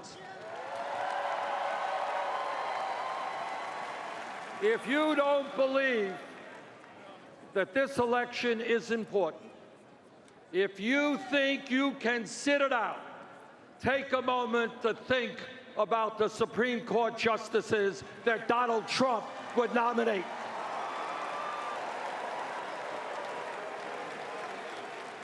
And what that would mean to civil liberties, equal rights, and the future of our country. This election is about the thousands of young people I have met all over this country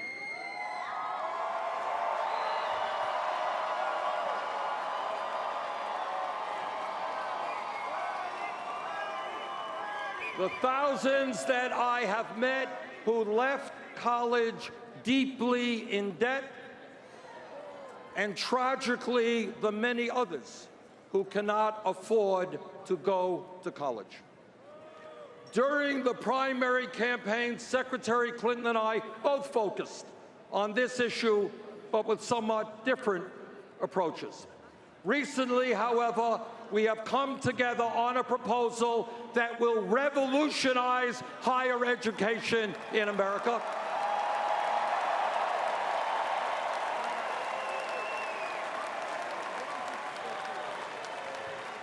It will guarantee that the children of any family in this country with an annual income of $125,000 a year or less, 83% of our population will be able to go to a public college or university tuition-free.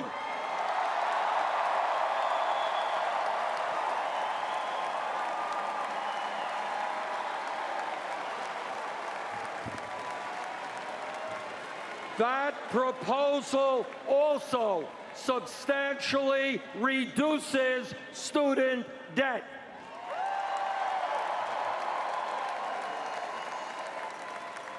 This election is about climate change, the great environmental crisis facing our planet, and the need to leave this world in a way that is healthy and habitable for our children and future generations.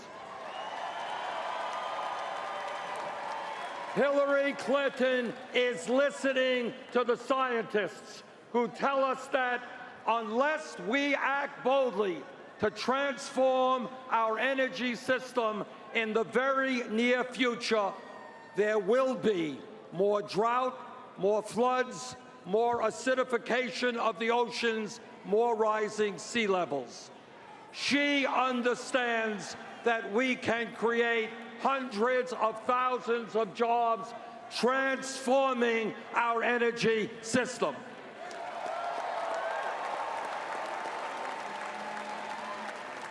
Donald Trump, well, like most Republicans, he chooses to reject science. He believes that climate change is a hoax, no need to address it. Hillary Clinton understands that a president's job is to worry about future generations, not the profits of the fossil fuel industry.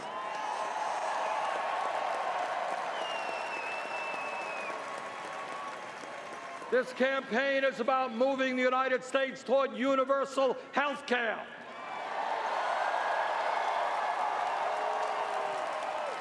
And reducing the number of people who are uninsured or underinsured. Hillary Clinton wants to see that all Americans have the right to choose a public option in their health care exchange.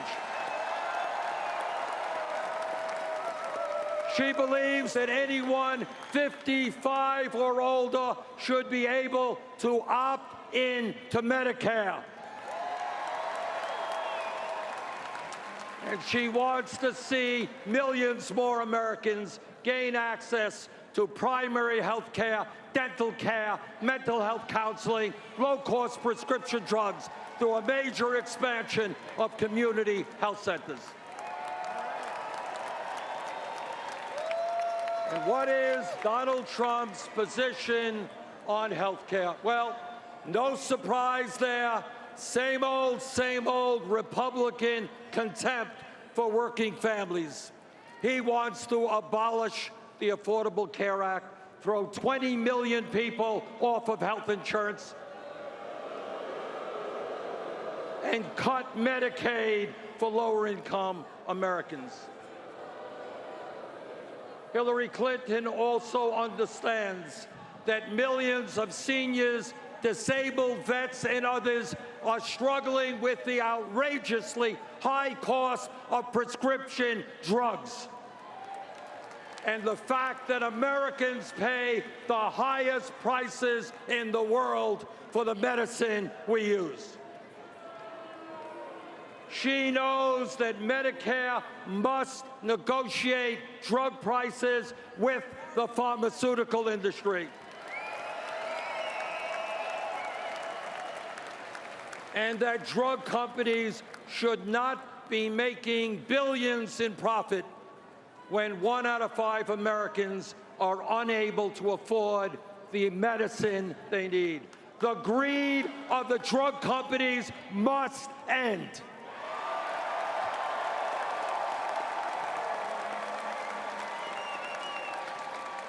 This election is about the leadership we need to pass comprehensive immigration reform and repair a broken criminal justice system.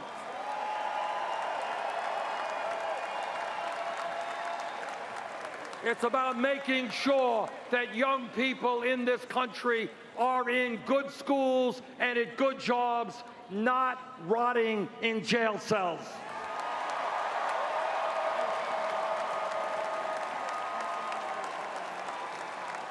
Hillary Clinton understands that we have to invest in education and jobs for our young people, not more jails or incarceration.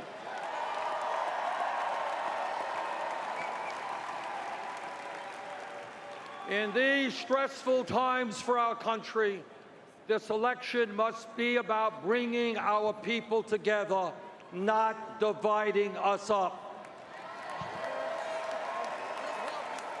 While Donald Trump is busy insulting one group after another, Hillary Clinton understands that our diversity is one of our greatest strengths.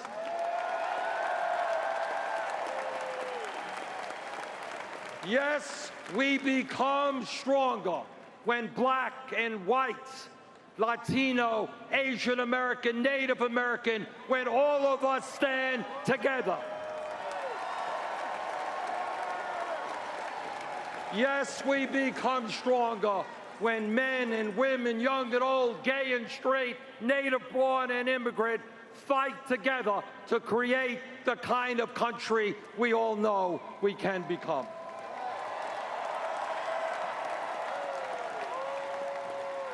It is no secret that Hillary Clinton and I disagree on a number of issues, That is what this campaign has been about. That is what democracy is about.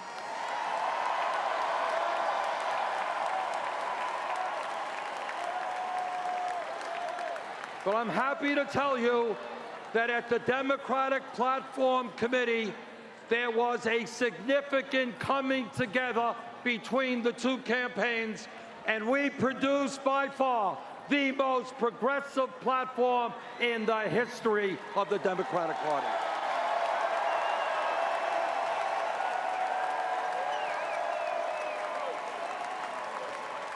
Among many, many other strong provisions, the Democratic Party now calls for breaking up the major financial institutions on Wall Street.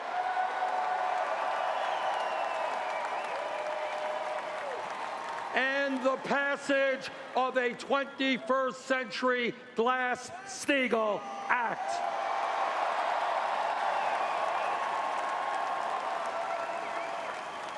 It also calls for strong opposition to job-killing trade agreements like the TPP.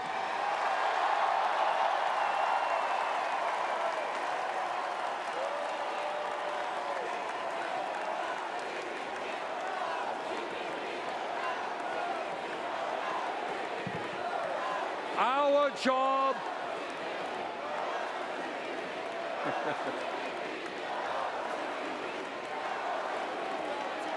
right. We have got to make sure that TPP does not get to the floor of the Congress in the lame duck session.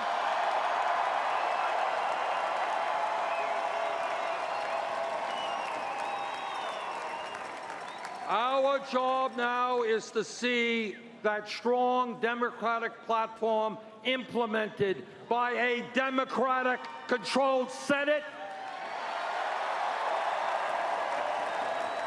by a Democratic House, and a Hillary Clinton presidency.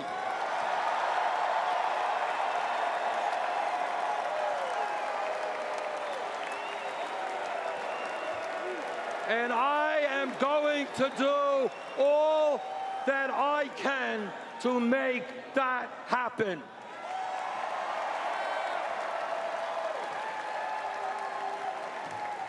I have known Hillary Clinton for 25 years. I remember her, as you do, as a great First Lady who broke precedent in terms of the role that a First Lady was supposed to play as she helped lead the fight for universal health care.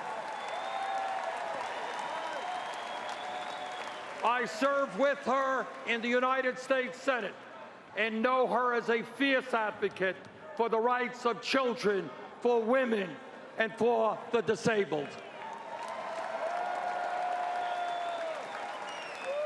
Hillary Clinton will make an outstanding president, and I am proud to stand with her tonight.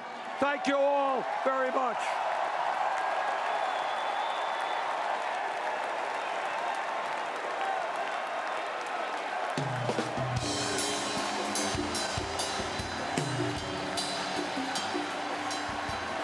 Bernie Sanders giving the speech that he's been giving day after day, week after week, month after month since he got into this race, but ending it with a strong endorsement of Hillary Clinton. Actually, a very vigorous endorsement in lots of respects of Hillary Clinton, saying that the kind of disagreement they have is what democracy is all about. And we actually want to get a little sense of how everyone on the floor is reacting to this Bernie Sanders speech after a night that began with great division and ended with a lot of love for Michelle Obama and then finally for Bernie Sanders. Let's go to John Yang, who's down on the floor for us. Gwen, this may be Hillary Clinton's convention, but in a lot of ways, this was Bernie Sanders' night. And by design, in many ways, as his supporters were chanting his name and booing Hillary Clinton's name, the Clinton whip operation here on the floor was telling her supporters to lay back. Let the Sanders supporters have their say. Let them have their moment.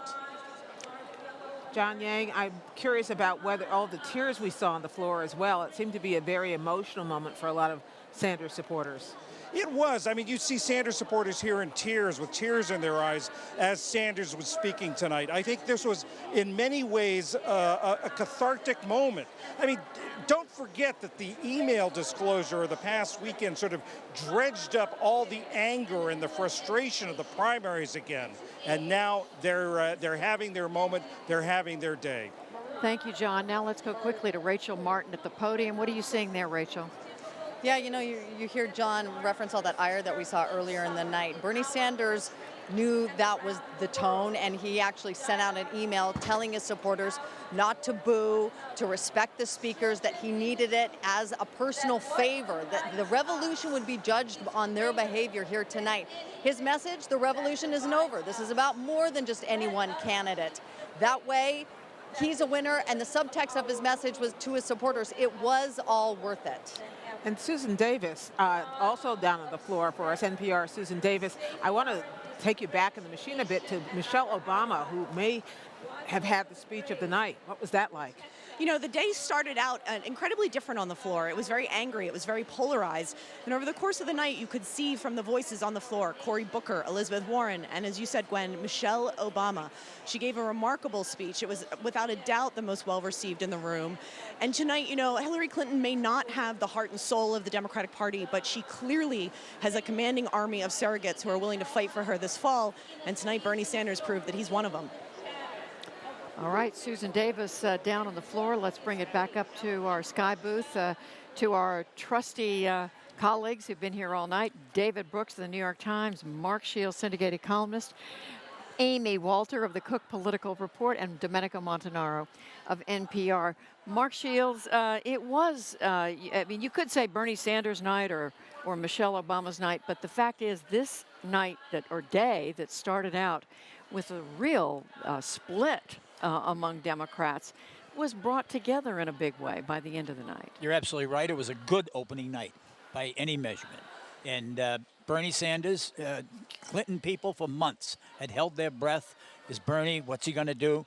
And you talk about a full-throated, unequivocal, emphatic endorsement. He gave it tonight. He gave it repeatedly.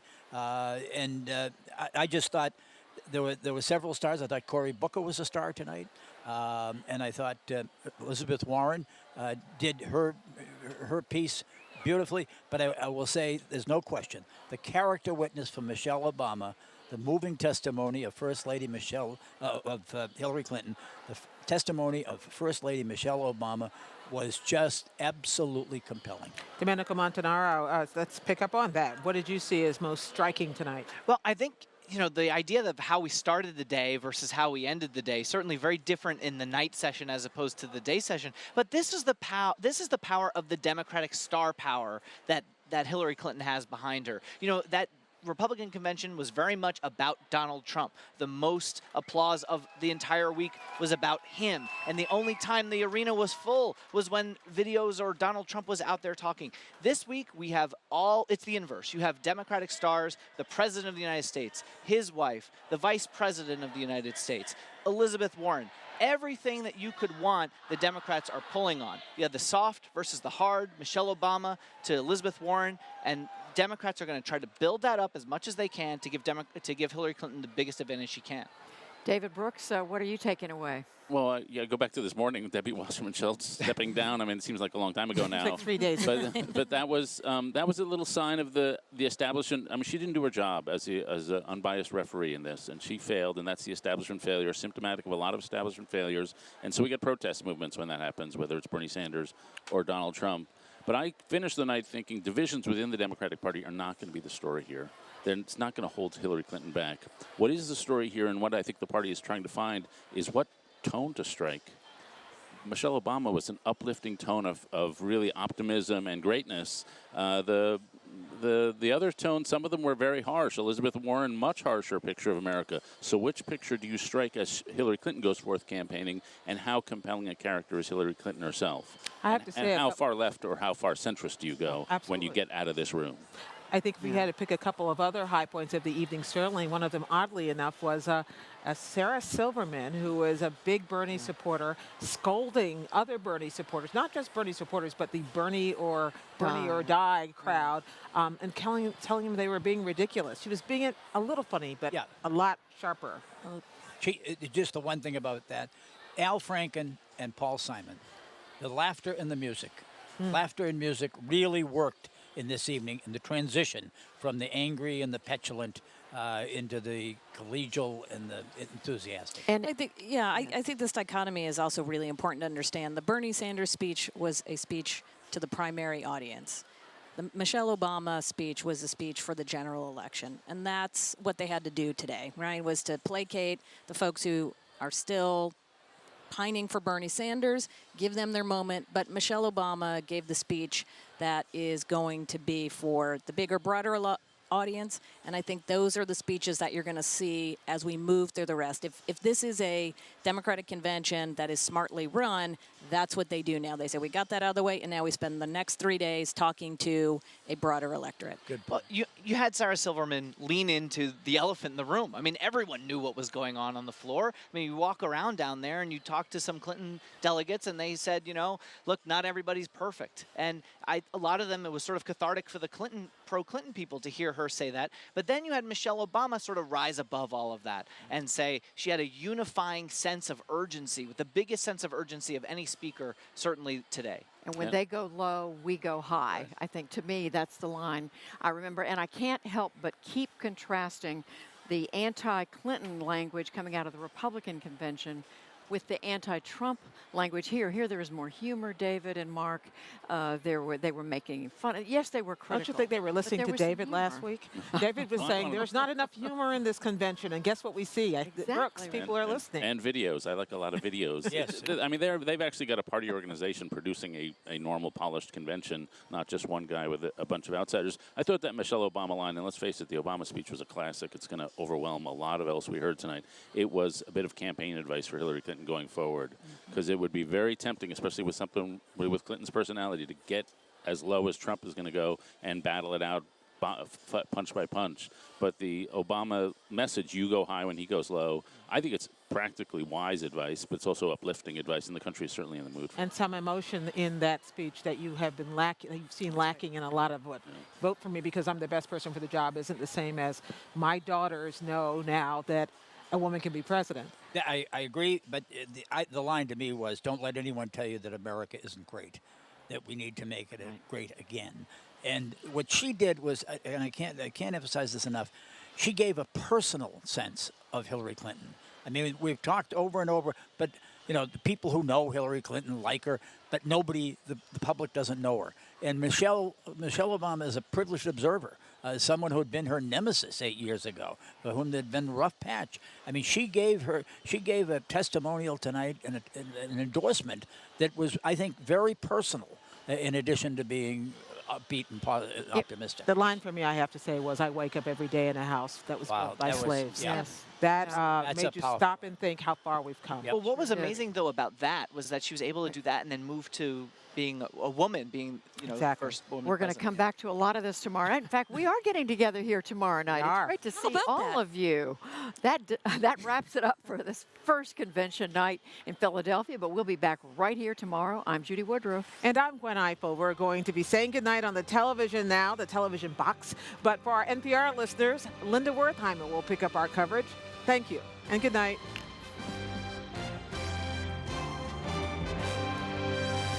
Funding for this program is provided by XQ Institute.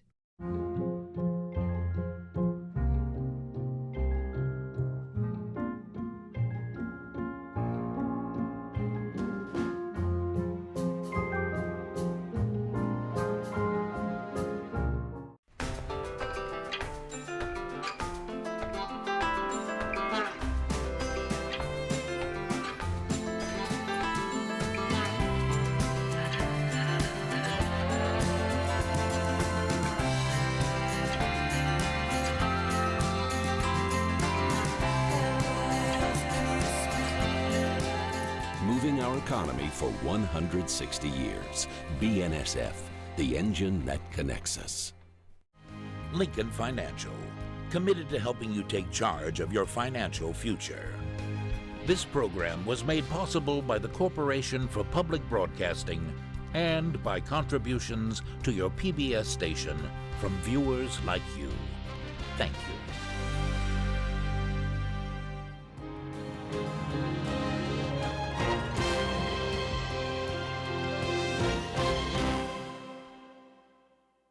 Reliable, balanced, real. Election 2016 on PBS. With so much at stake, you need election coverage you can trust. That's why the PBS NewsHour has teamed up with NPR to bring you primetime coverage of the conventions. Gwen Ifill and Judy Woodruff are joined by NPR's Rachel Martin for balanced, in-depth reporting you won't find anywhere else. Join us for live coverage of the Democratic National